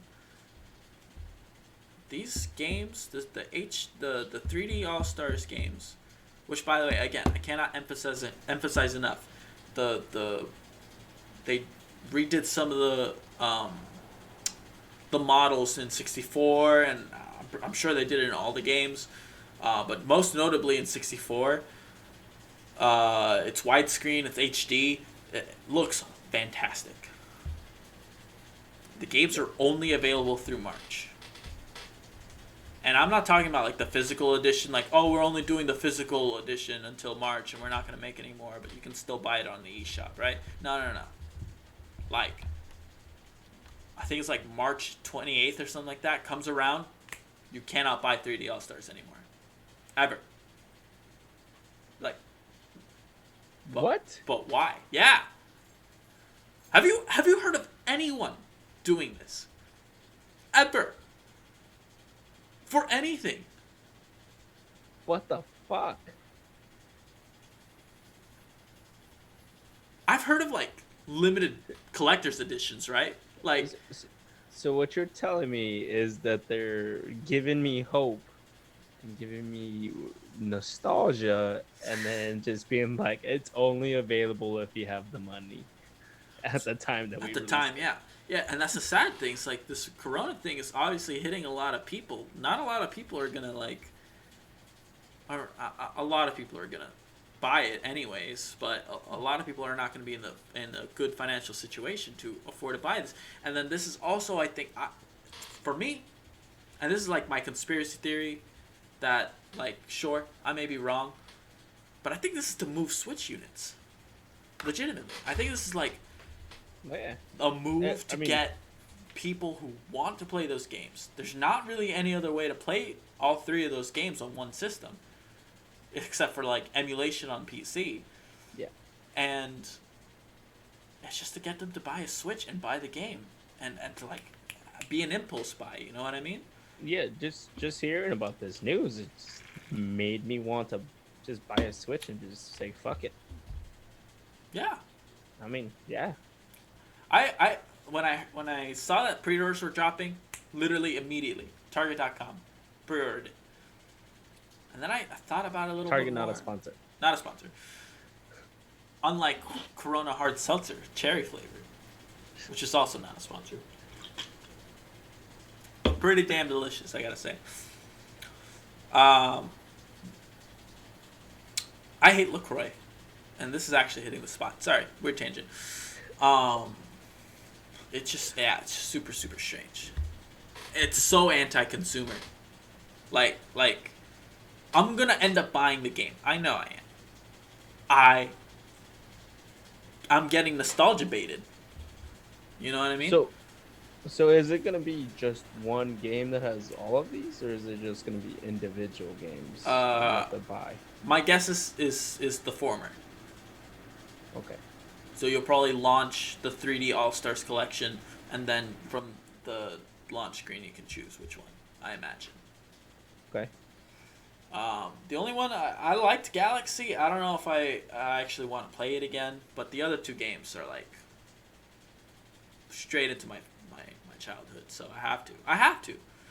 But Yeah. right now I'm kind of mad at Nintendo, so they're not getting my money for a little bit. Until March. You have until March. I have until to do it. March. Yeah, exactly. It's not even just the physical; it's the digital too. Why do you have to take it off digital? I understand the physical; you don't want to print anymore. Whatever. The digital, you're gonna fucking cock block. You're gonna fucking hard cut on digital. Fucking hell, dude. I don't. And, stupid. Is there any way to eShop while not having a Switch until I get my Switch? Yes, you can. You absolutely Alright. can. I might have to buy it before I buy my Switch. That honestly, that's the move, I guess. If you really, really want to play it, and like those games are classic, dude. Yeah, they are. It says, I'm looking forward to playing Super Mario 64 again. Well, that does it for the consumer report. Um, gosh, it really was like this docket ended up being 5 pages. Yeah. And originally it was 2 before all this breaking news stuff and all these updates. And You didn't even get into the new video game releases. well, I mean, that's what I'm getting into right now. You can't escape it. We have 2 weeks of video game releases to talk about. Again, these are video game releases that I find interesting and I compelling. didn't have anything to add because it was about the same. Yeah, that's fair. I'm trying to think. Yeah, there's some really shitty games that just some real like 1 out of 5s that I don't really like. I'm not gonna put on here. All right. Yeah. Alright, let's start off with Wasteland 3, a single / co-op. You can play with, I think, up to 2 people. Turn-based RPG set in near-future Colorado. So it's already a hellscape, and now you're going forward in time in the apocalypse? Like, I wonder what that's like. But why Colorado? Bro, video games, they transcend. They can go anywhere. They could be in Michigan for all we fucking care. You know? Iowa? Iowa. Dude, fight potato monsters. It's Idaho. Oh, shit, you're right. Geography was never my strong suit. Game's very reminiscent of Divinity Original Sin 2, if you've ever played that. It's that game critically acclaimed. Okay. Purely based on, the type of game it is, I mean, not purely based, but that's like one of the biggest things is the isometric tactical RPG. Works really, really well, especially when you're playing in a group. And then I hear the story's good in that game too. I don't know about Wasteland 3. I haven't really read any reviews, but it looks really interesting. You okay there? Yeah. All right. Anyway, girlfriend dropping my PlayStation discs makes me real sad. Just grab. I used to grab bananas with scratches. Yeah, that was the trick, right? Or nail polish Yeah. remover. Yeah. Wasteland 3 already out, came out a couple of weeks ago. I think the August. It was still August back then. Yep. Yeah. Wow, time is fucking passing by. Released on all current gen platforms except the Switch and PC. We need to find out. We'll just say PlayStation, Bone, and PC. PXP. PXP. Nah, I don't like that one actually. It's like PSP. No, I got it.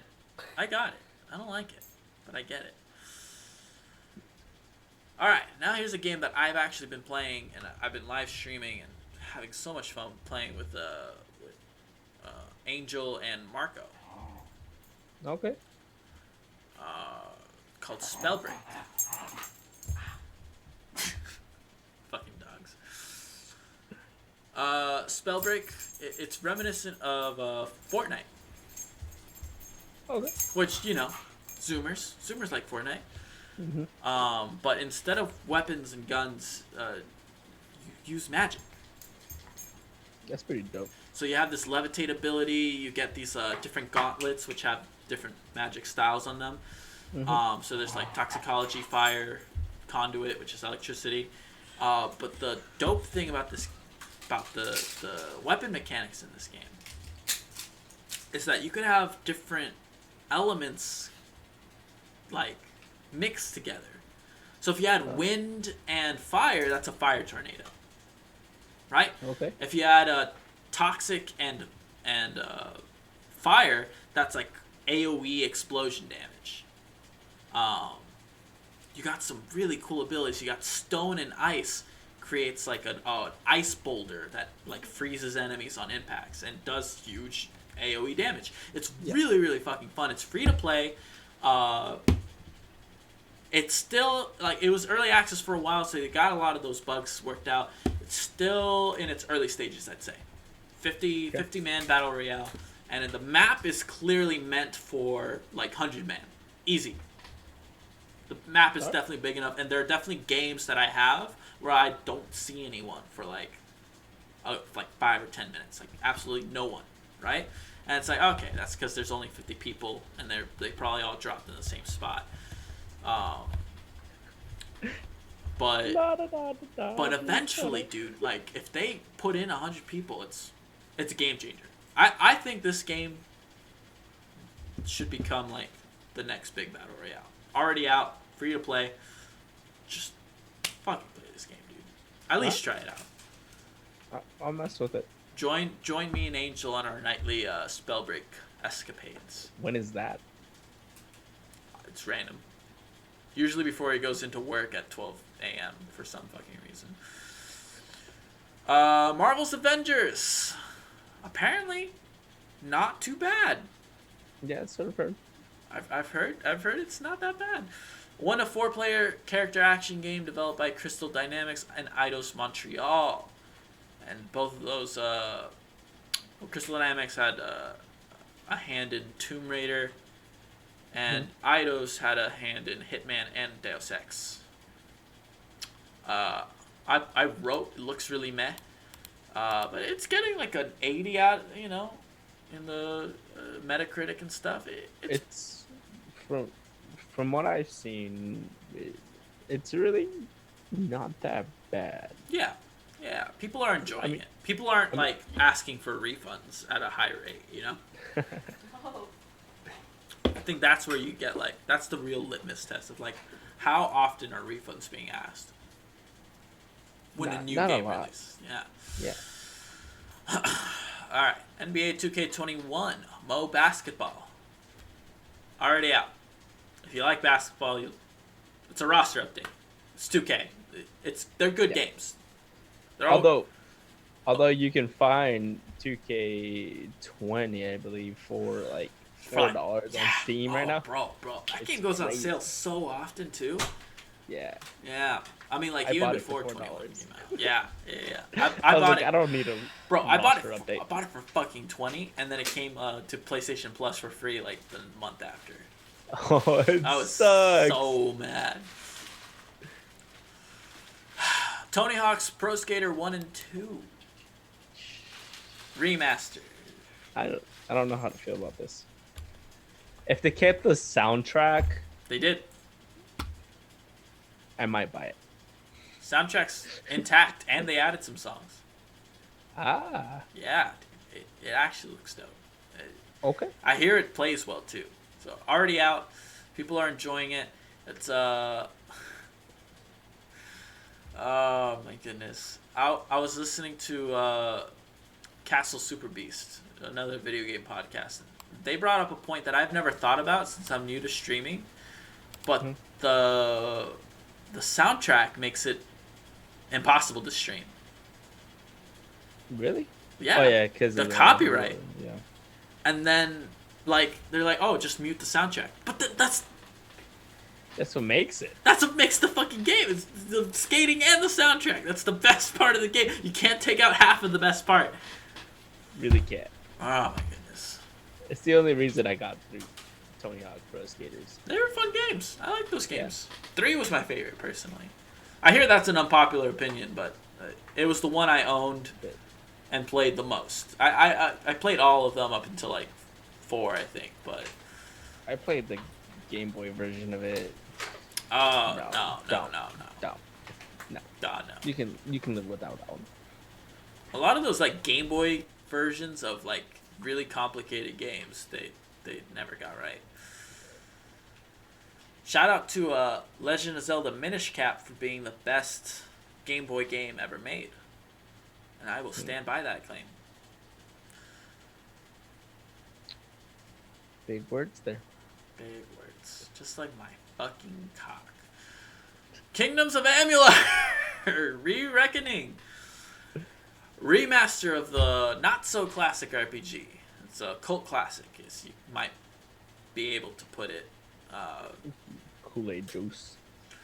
I tried it when it was free to play on PlayStation 3, from PlayStation Plus. Sorry, and I got bored, so I dropped it.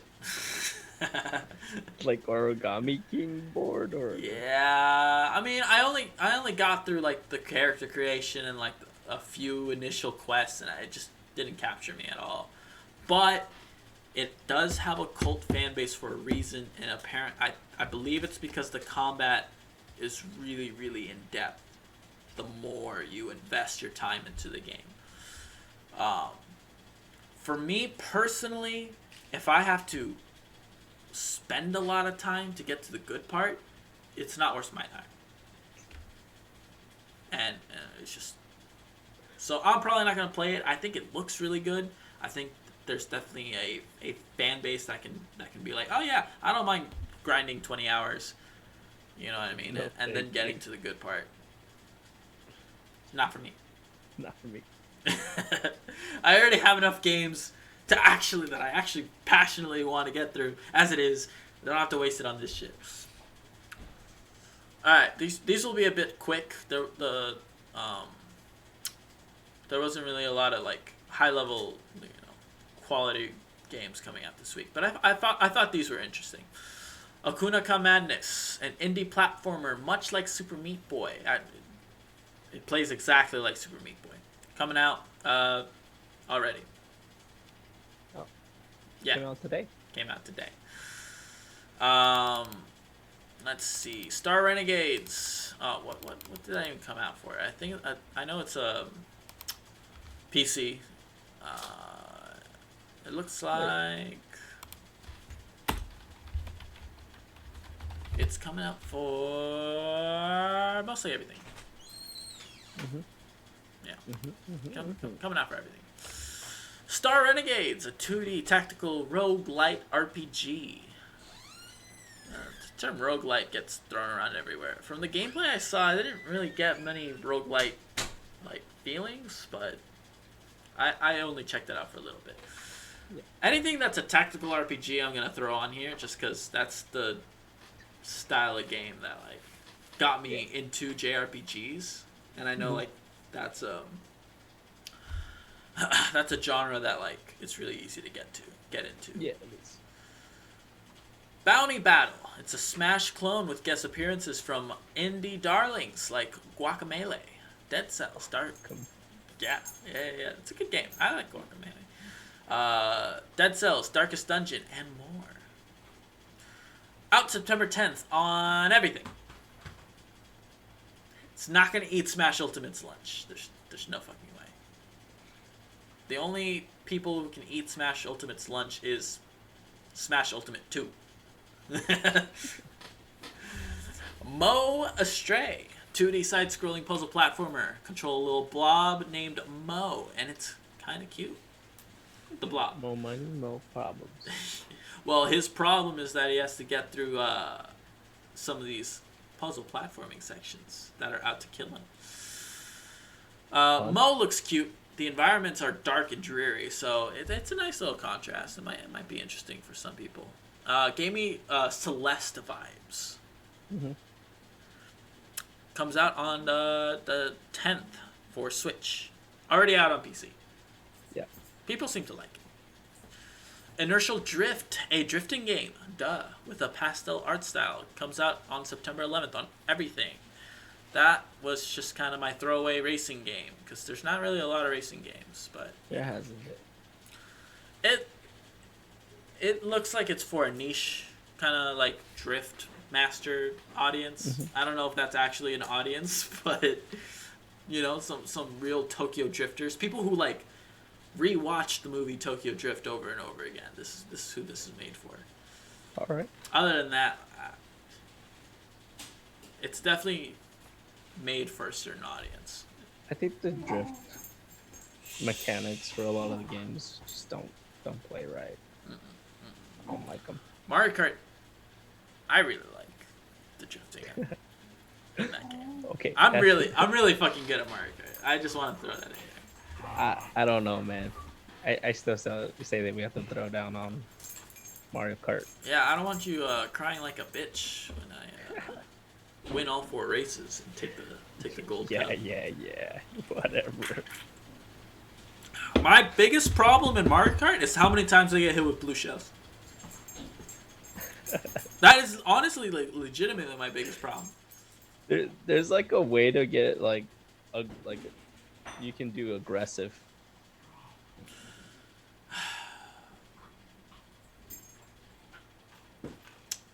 Sorry, I was enjoying the taste of Corona hard seltzer. Yes, you can be very aggressive. Yeah. That's Like it. you can turn on the aggressive stuff.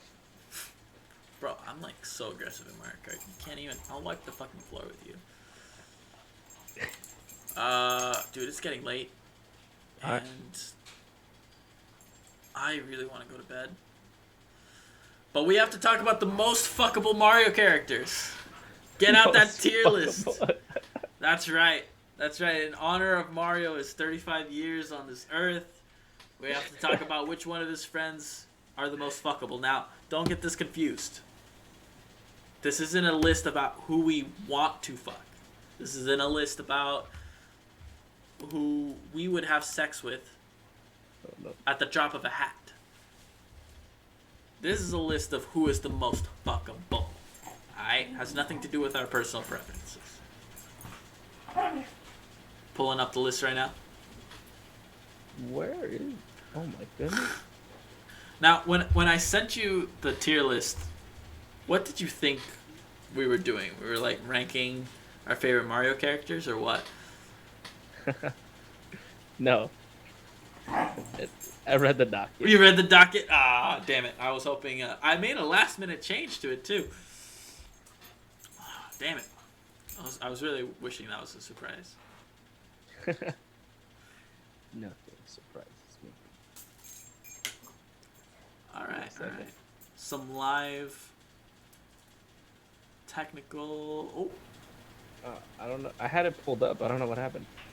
bro, it's okay. It's okay. Just it disappeared on me. Come on. Come on. A little bit of this. Oh, my doggo really wants to play. You can't play right now, buddy. All right. Got it. All right, let's do this. All right. Do me 1 second. Do me one favor. Sorry. Go. Do me 1 second. Do me in 1 second. What? You see the D tier list? Yeah. I want you to go all the way to the right. To the settings. Uh-huh. I want you to add a row below. And then I want you to add another one. And I want you to add another one. Alright, on that last one, I need you to click on the box. Uh-huh. Oh, no, you go to settings on that box. Sorry. You go to settings on the last box. Uh-huh. Choose whatever dark color you want, except for black. Black doesn't work. Light gray then. Sure. And then for the name of the list of that tier, you're gonna put Jeffrey Epstein, but somehow worse tier. Can I put Jeff? Sure. What? Just put J Ep. All right. J. Oh. Bless. Ah, fudge. Fudge. I lost it. Hold on. Where's? Oh, there you go. J. F.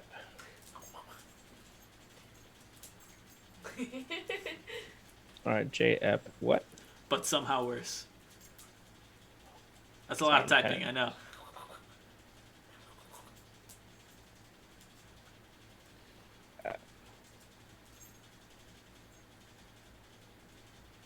Perfect. Now, you're going to do me a favor. You see that first one? Yeah. Bowser Jr.? No, the first character.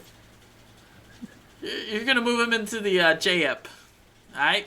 You're going to notice a problem with these Mario characters that some of them are literal children.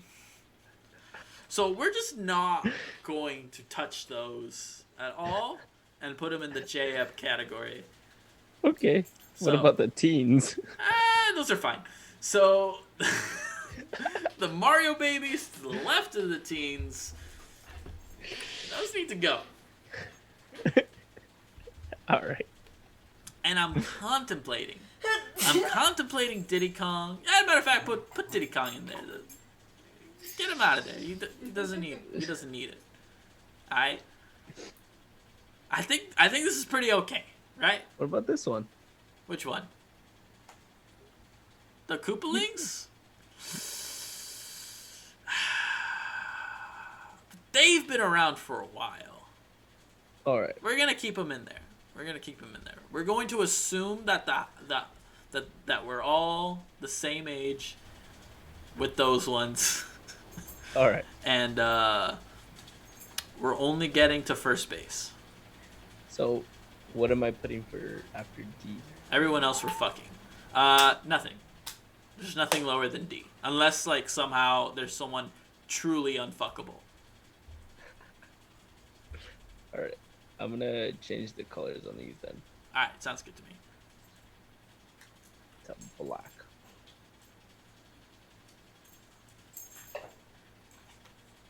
All right. There you go. Perfect. Hi.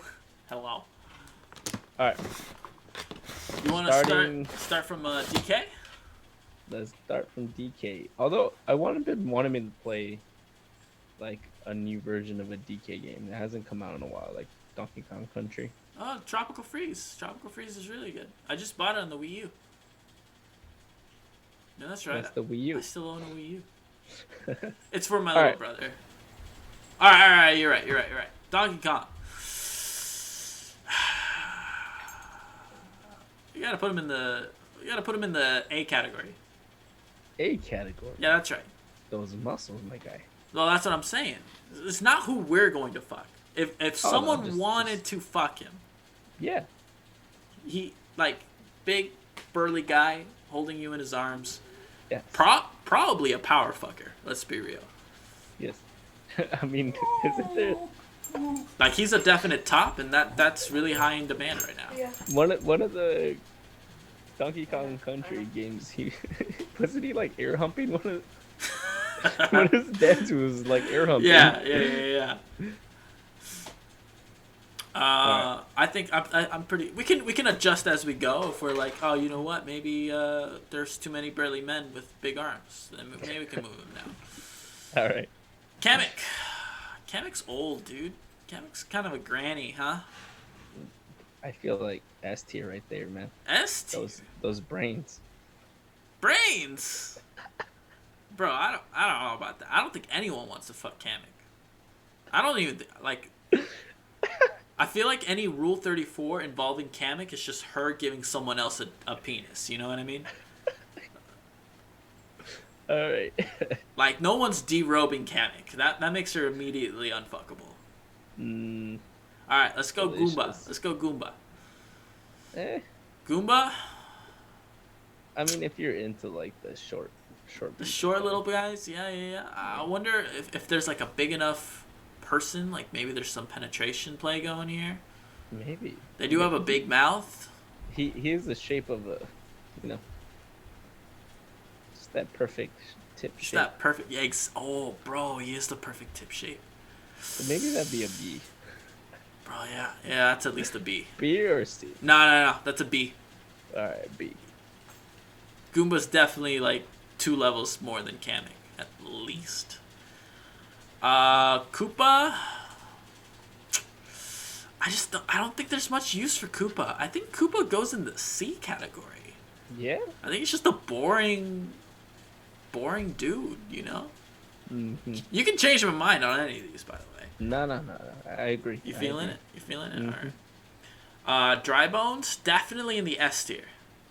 Dude, definitely. Like you got the necrophilia aspect going. Oh, you know what? But blowjobs. All right, but Some dry ass blowjobs. But we're not talking about that. But we are. I don't know. You can have one from him, but I'm not. Yeah, that's what I'm trying to say. It's like, you know what? But from a female's perspective, I can see. But the female sex perspective, appeal.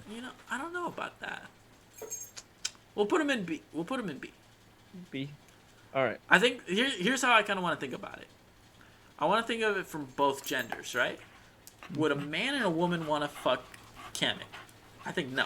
I think neither want to. That's a very, very niche group here. I'm actually fine with that. Would a man and a woman want to fuck a Koopa? Potentially.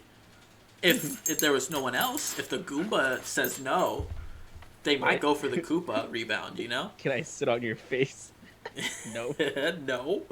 And then I think DK, I think there's some dudes who, it's a real, a bear. Yeah. That's a LGBT term. Yeah. Yeah.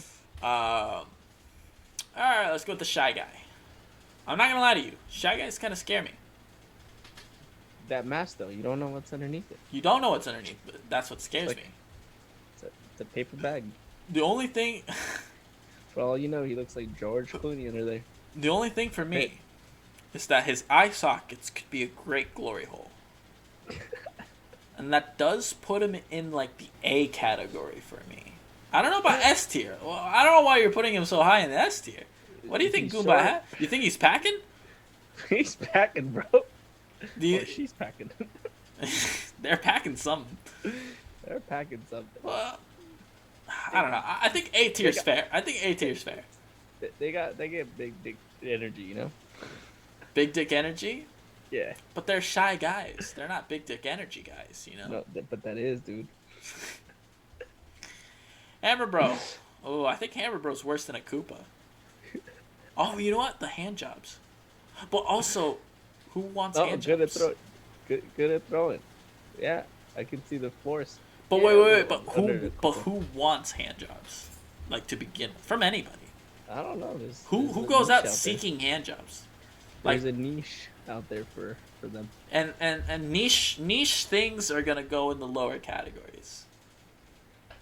Except for fucking dry bones. How is dry bones a niche? Necrophilia. Bro, I think more people are into necrophilia than you expect. I think people love the idea of fucking a dead corpse.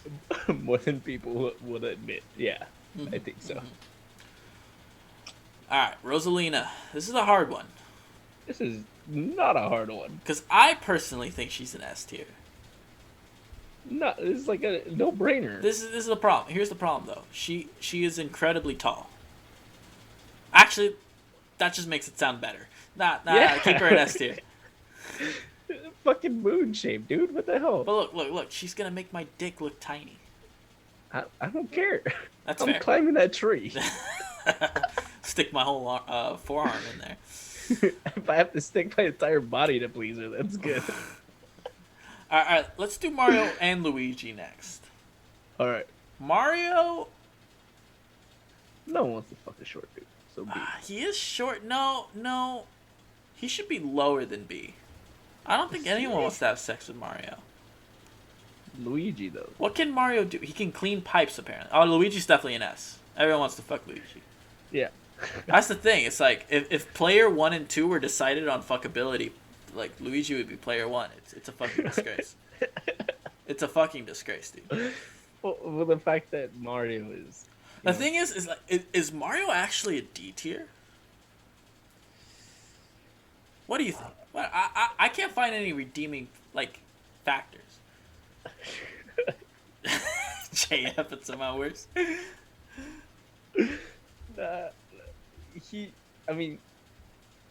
He's nice. He's like the nice guy, so I guess he is the nice guy. He's your fault. Don't nice guys finish last? C is in last time I checked. But C is last in relationship tiers. This is like no relationship. That's like can possibly be a so D is like $5 hooker kind of thing. Yeah. And C is like you've dated everyone in the group and you're only left with Koopa and Mario. Pretty much. Can we talk about how we immediately put Luigi up in an S? What makes this man so fucking attractive, do you think? This fool lives in a mansion that's haunted, dude. Yeah. Just badass all around. And he's tall. Yeah. He's still as strong and burly as Mario, but not quite as pudgy. He's got Not as sex appeal. fluffy. He's got fluffy. There you go. He's got pure sex appeal. I think his mustache is better. It is. It's less wavy, kind of more form. You know what? He's also more Normal man. he's more humble than Mario, despite being better. Yeah. Eh, He is. Should we make an S plus tier? No, I think S is. S is enough. good. All right. Yeah.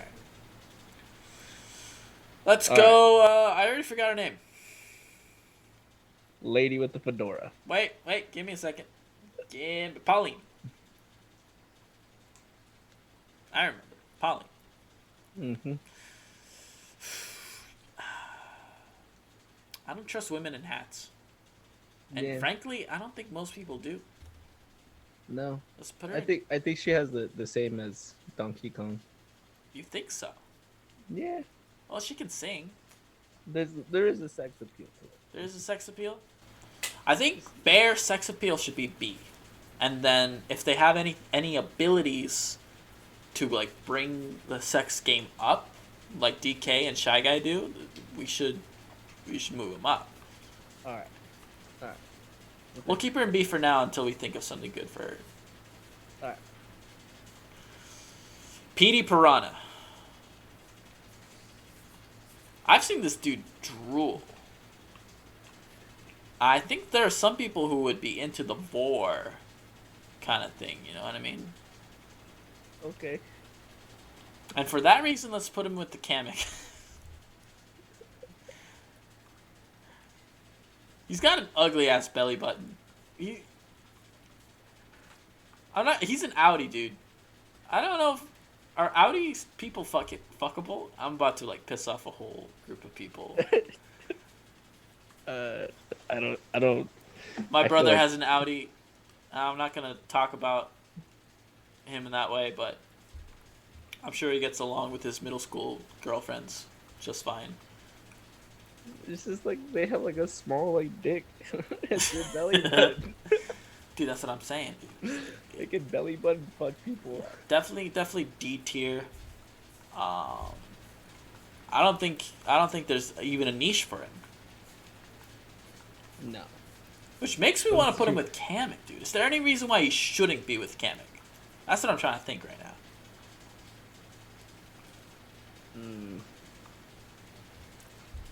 I feel like there is a weird belly button thing. There's a little weird belly button, a little stuck on a little belly button. Yeah. Alright, I'll give it to you. I've sucked on a few belly buttons. King Boo. Dude, King Boo got that tongue, though. Yeah. for the And ladies. he can possess people, as we saw in Luigi's Mansion. He took over Yep. a Bowser body suit. That might have been an illusion. But the thing is, wait, before you put him in S, I don't think he has sex appeal. He has high blowjob potential and kink factor. But sex appeal? Okay. I think he's Let's go an with A. A. I think he's an A. Yeah. Okay, let's go there. Alright, Lakitu. Mm. Lakitu's This just... dude's a, He's a nice guy. He's he's a mysterious dude flying around in those Mario Kart games. Yeah, I'll put him in yeah. a B tier. B tier? Yeah. I feel like he's into some kinky shit. Oh, you He think he's watches a hiding? lot. He's hiding a little something. Yeah. You think he He's puts on a always different? watching it. He puts on a different mask when he goes to bed. For that in his sex dungeon. Here's the only thing about Lakitu. Full leather, like. Yeah. Here's the only thing about Lakitu that kind of scares me. I could totally see Lakitu getting involved with the J-Ep crowd over down there. BJ Epps. Like, I think he would be a real J-Ep, and I think that lowers him on my respect level. I don't know about his fuckability level, if that changes anything. I don't know. Kiki dude, bro. I think he might lure some children out with this lure. You know what I mean? His little fishing line. I don't know. Maybe that's why Mario's fucked up. Alright. Next one. Piranha plant. Regular piranha plant. He's not as big. I think he already has more sex appeal than Piranha, than Petey, but less than a Goomba, you know? Now, what can he do? Bite. Biting? He's a biter. He is a biter. He's basically all mouth play. Mm-hmm. I don't know how I feel about that. That's definitely C tier. That's C tier. That's definitely C tier. That's like dating a dude with like HIV and you can only get to two bases because you're afraid of what'll happen when you get to fourth. I don't know. I'm put him in the same tier as Mario. I'm not. I'm not being very sensitive right now. The delicious taste of Corona's hard seltzer cherry is making me not normal. I'm getting drunk off hard seltzer. Shut. Thanks for the warning, dog. No problem, dog. Where do we end up putting him? C? Yeah, he belongs in C. Definitely in the same tier as Mario and boring ass Koopa.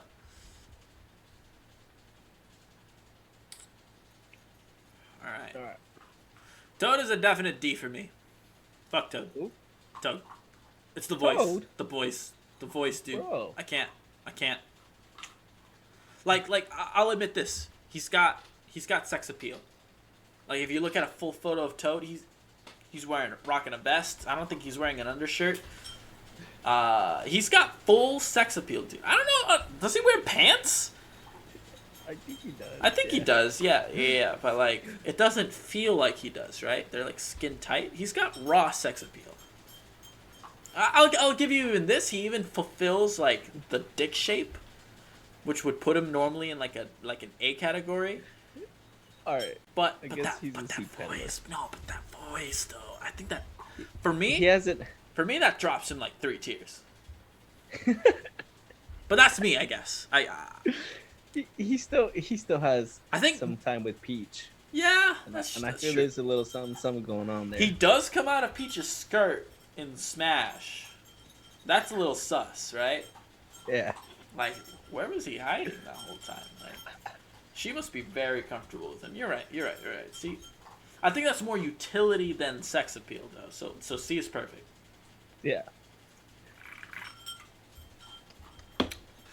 Toadette, quite the opposite. I don't actually mind her voice that much, and she's got all the same qualities as Toad. I would say B. You know it's not one. They're I technically don't they're not gendered. The Toads are, and Toadette. So like, I think there's huge potential there. I would say I'm down with A. I'm down with A for that A. one. She has that schoolgirl kind of feel to it. Oh yeah. She'd be perfect for that. A little too Yeah. perfect. Makes me wonder if I have to like ID her. You know? Put her in the jam, Steve. No. All right. Peach. Princess Peach and Daisy. You know, I've always been more of a Daisy man Yeah, me too. than a Peach man. Like, whatever we do, Peach has to be a tier lower, I feel. S tier? Alright, bro. Oh, maybe not. I'm not gonna lie to you. I would have Rosalina or Luigi any day.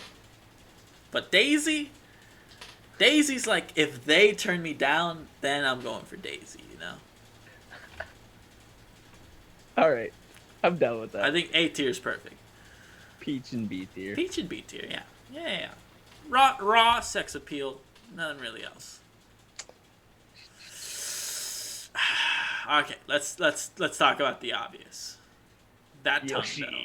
That tongue. Yeah. He eats everything, bro. And he's so nice. He's willing to do anything. Like, And he can transform into anything. He's just overall the greatest partner, and good in bed too. His down B and smash makes me think he fucks, like hard. He has fucking eggs every like 2 seconds, dude. Dude, but that's the thing. It's like you could throw in like a food fetish there, like a little egg fetish, a little running egg fetish. You could do like like in Japanese bukkake scenes, like they're not actually coming. They're just like putting egg yolk and stuff on the actresses. And All right, bro. I think that's like that. All right, now Birdo. Birdo's interesting because no tongue, but Just pure sucking problem, bro. but yeah, that's the thing. It's the suck. Does she have anything else though? Just that. I think it's just raw sex appeal and some suck. Mm-hmm. Yeah, I think that's perfect. That's perfect right there. Wario,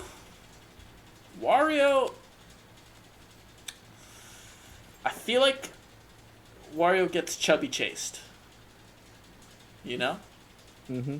I think people want Wario, and he has the money. And let's be real. If anyone out of this entire tier list, except for maybe Donkey Kong, who fucks harder than Wario? You're putting him in A. I think I'm putting him in A tier, bro. I wasn't expecting this. This is not planned. I haven't thought any of this out. We're ad-libbing here. Whoa. All right. Explain your reasoning. Explain why and B. I'm gonna tell you why you're wrong. That fucking mustache.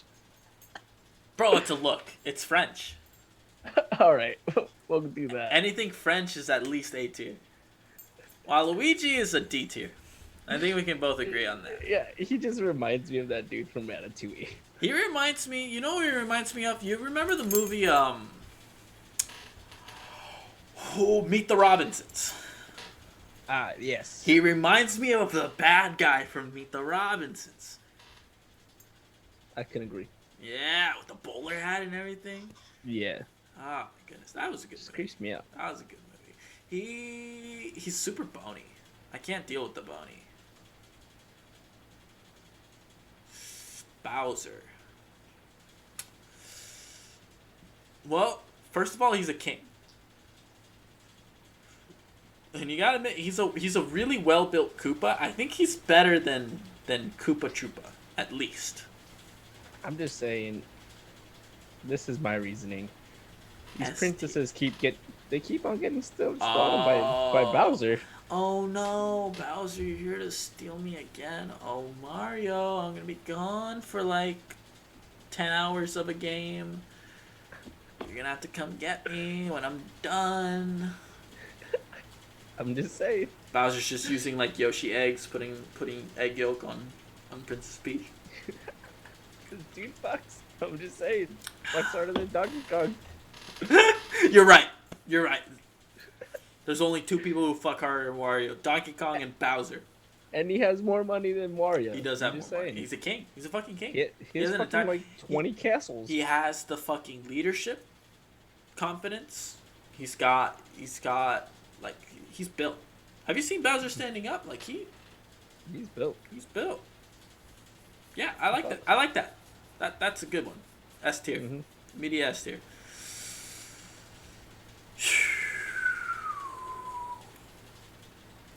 Metal Peach. I think it's officially Rose Gold Peach. I don't remember a game with Rose Gold Peach. I thought she came out with Mario Kart 8. That being said, Super Smash. with this metal ability, maybe, yeah, that might be an inspiration for it. Yeah. Her eyes scare me.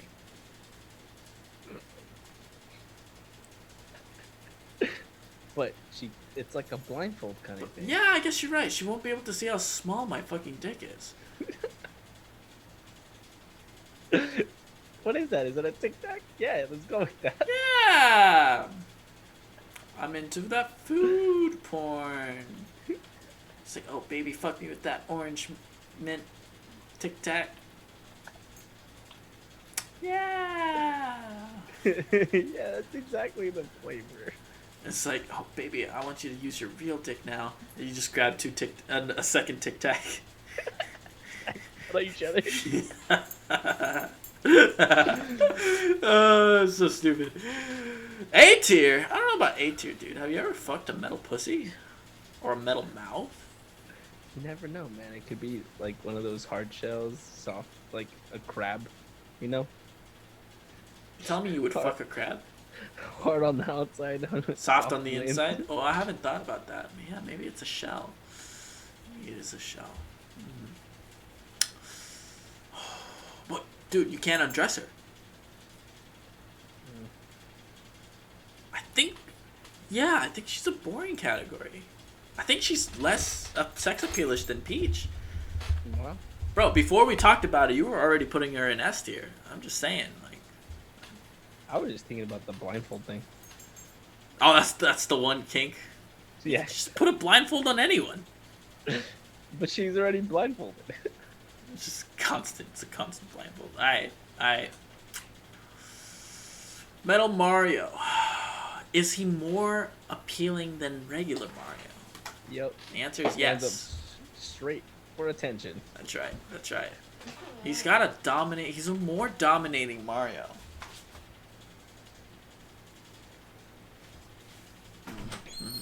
Yep. And then I think we can be fair and say that any of the Bowser children, Yeah, I'm coming around on that.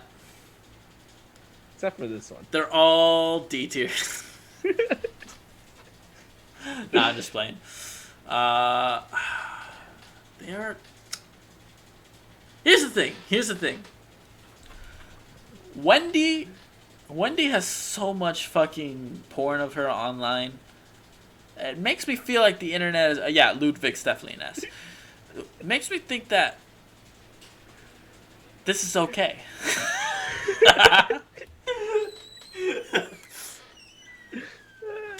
So we're gonna roll with Yes. that. We're gonna assume that the Koopalings don't get farther than first base, though. Yeah, no way. The only problem I have with this so far is that you have Iggy not higher than Wendy. My boy Iggy fucks, bro. You don't know which one is Iggy, right? Nope, that's not Iggy. No, none of those are Iggy. There you go. And you lost me. No. Bro, I think Iggy's at least B tier for being like eccentric, and you see that tongue action. Okay. Especially since we were only talking about getting first base with any of those. That seems like a pretty good list. I like this. I like where we ended up. I like this a lot, actually.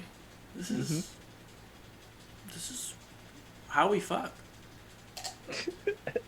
And of course, we leave the children out, obviously. Although, if one of them did have to come out. I don't even get that. I don't know about that one. I'm saying. Not big on skinny monkeys. Big gorillas? You got me talking. Skinny monkeys? Look who his dad is, though. That's who He's will got be. game. That's who will become. But he's not there yet. That's the issue. All right. Other than that, I think we've got a pretty good. Any revisions? Anything you're like, well, maybe this is a really good fuck or a really not as good fuck. I think the only one I'm still having questions about is,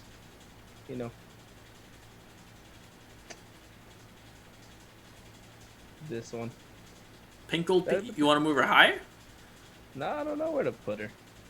Oh, you're just So she overall. needs to be like somewhere over here, like in the side. for decisions. You know, Mm. pending review. Pending review. Yeah. Well, let's assume one thing. Let's assume that her anatomy on the internal side is flesh and bone human kind of thing, right? Mm-hmm. And let's assume that her outside, including her clothes, which don't come off because they're part of her, is metal. I think you can live in a world where that can be considered pretty hot, but also live in a world where that can be considered kind of daunting. You know what I mean? Yep. You might break a couple things. You might break a couple things. That is true. That bitch can't be light either. So she's definitely not being the top. Shouldn't be top, and I think that limits your options. But that just gives you the ability to go harder As a top. Yeah. But sometimes I'm tired of being tops, you know? Then you go with one of the other tiers that we have. That's what I'm saying. Is that you would rather have someone else, but you wouldn't be against her. I think she's in the tier she deserves to be. Okay. I'm okay with that. And boom, this was our misogynistic list of who we'd fuck. Follow us next week where we decide which SpongeBob character is the most. No. We're not. Dude, we're not. no. We're already treading hot water on this one. I feel the Koopalings, like, they've been around for a while. You know, they're at least 20. They just don't look like my anime. They're at least above 18. They're at least of Japanese legal age. Yeah. Of consent to marital. There we go. Marital age. Exactly. Do I feel clean? No, I do not. Matter of fact, I feel dirtier than before we started the tier list. If I'm being honest. Not dirty in a horny way. I mean, like, I gotta wash myself of all this sin we just partook in. Yeah, I need a shower. Yeah, I'm digging a shower. My ears are sweating. Yeah, mine too. Shit. It was probably that Audi. Bro. Alrighty. Bro, I would just like to say, thanks for doing this with me. Even if we only have one viewer, and I think it's me. I think yourself counts. Despite that, I still think I accidentally played the music a little early. I still think this is a worthwhile venture, and fuck, it's just so much fun, dude. Dude, it is. You have anything you want to say as an outro? And anything you want to plug, you know, and talk about what you're doing?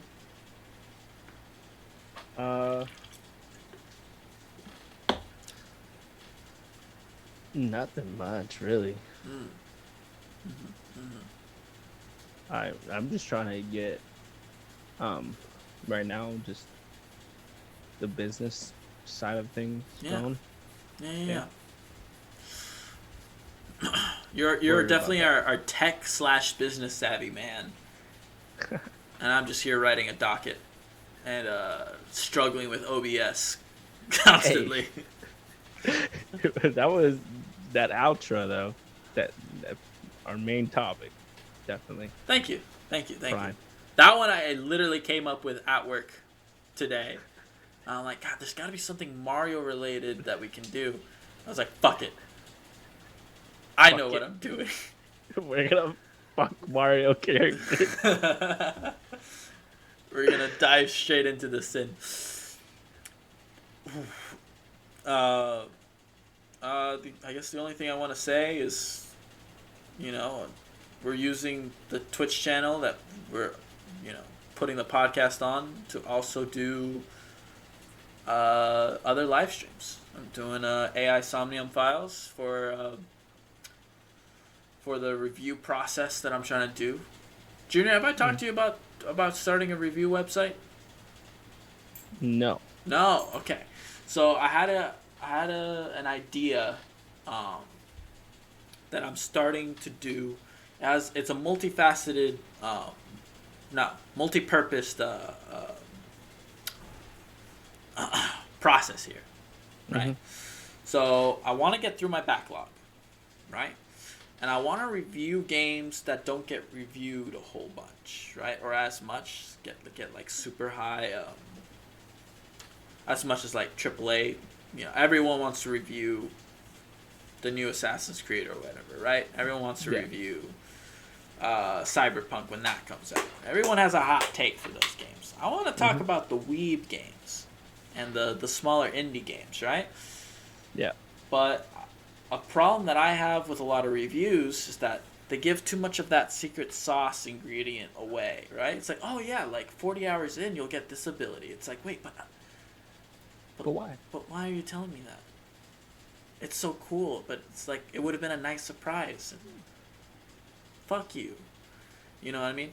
So my solution to that is to, and this is going to be a little new, I think. I haven't seen anything like this personally, but I want to do, I want to play a game through like its tutorial or its first chapter.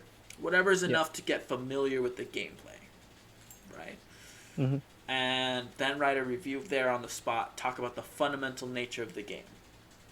Okay. And then continue playing the game. This is all, like, whenever I play these games that I'm going to review, it's all going to be on Twitch. So that'll be part of the review process, right? Yeah. Seeing my thoughts formulate live. And then I'm going to continue playing the game on my free time while also playing other games on Twitch. And if I can finish the game, good. I'll put a review up then. If I can get deep enough into the game where I'm like, all right, it's a middling game. I don't want to waste my time on it. This is why I dropped it. You know what I mean? Then I'll do that. Or if the game's like Witcher 3 and it's 300 fucking hours, I'll just give a review like 100 hours in and call it a day. Just be like, yeah, it's good enough. It's good. It's good. I'm 100 hours in. Like, what can I'm not going to give it a 1.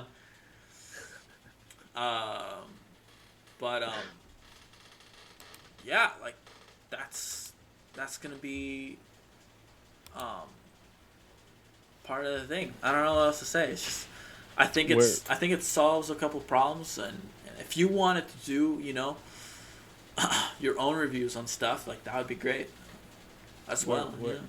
Where is this gonna be taking place? I'm thinking about making a WordPress. Maybe a Squarespace website. I don't know. Okay. But all the streams are going to be on our Twitch channel, SuperEpicZoomercast, and the VODs. We're not verified YouTubers, so we can't upload 2-hour-long stream sessions, but we'll upload some highlights. Yeah. With my first stream, I was so excited because I thought I had a lot of good content. And then it turns out I didn't have the game audio hooked up the first hour and a half. So I only had one usable clip. I was so sad. Oh, damn, dude. I know. That won't happen anymore. I'm an experienced Twitch streamer. OBS user now. OBS user now, yeah. Check out our YouTube channel for all that content. SuperEpicZoomercast. We have our Twitter at ZoomerCasters. And an Instagram, which I need to start posting to. Yeah. Dude. Which now I have Photoshop, so I can edit Hell some, yeah. Junior, some weeb stuff. Yes. Junior, you need to watch more anime, you need to play more games. Dude, I've been trying. I know. We'll get you in some spell breaks sometime. I'm actually probably gonna buy that.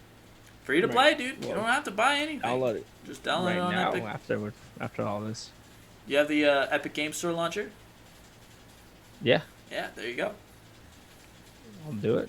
Perfect, I guess that'll do it for this episode. Yeah. Closing thoughts? Again? Part Still Metal Peach is still bugging me. 2. Metal Peach is gonna haunt you. Yeah, she is. Oh my goodness. I guess all we can say is music, zoom us out. Peace. Peace. You can't hear it, but it's on. All right.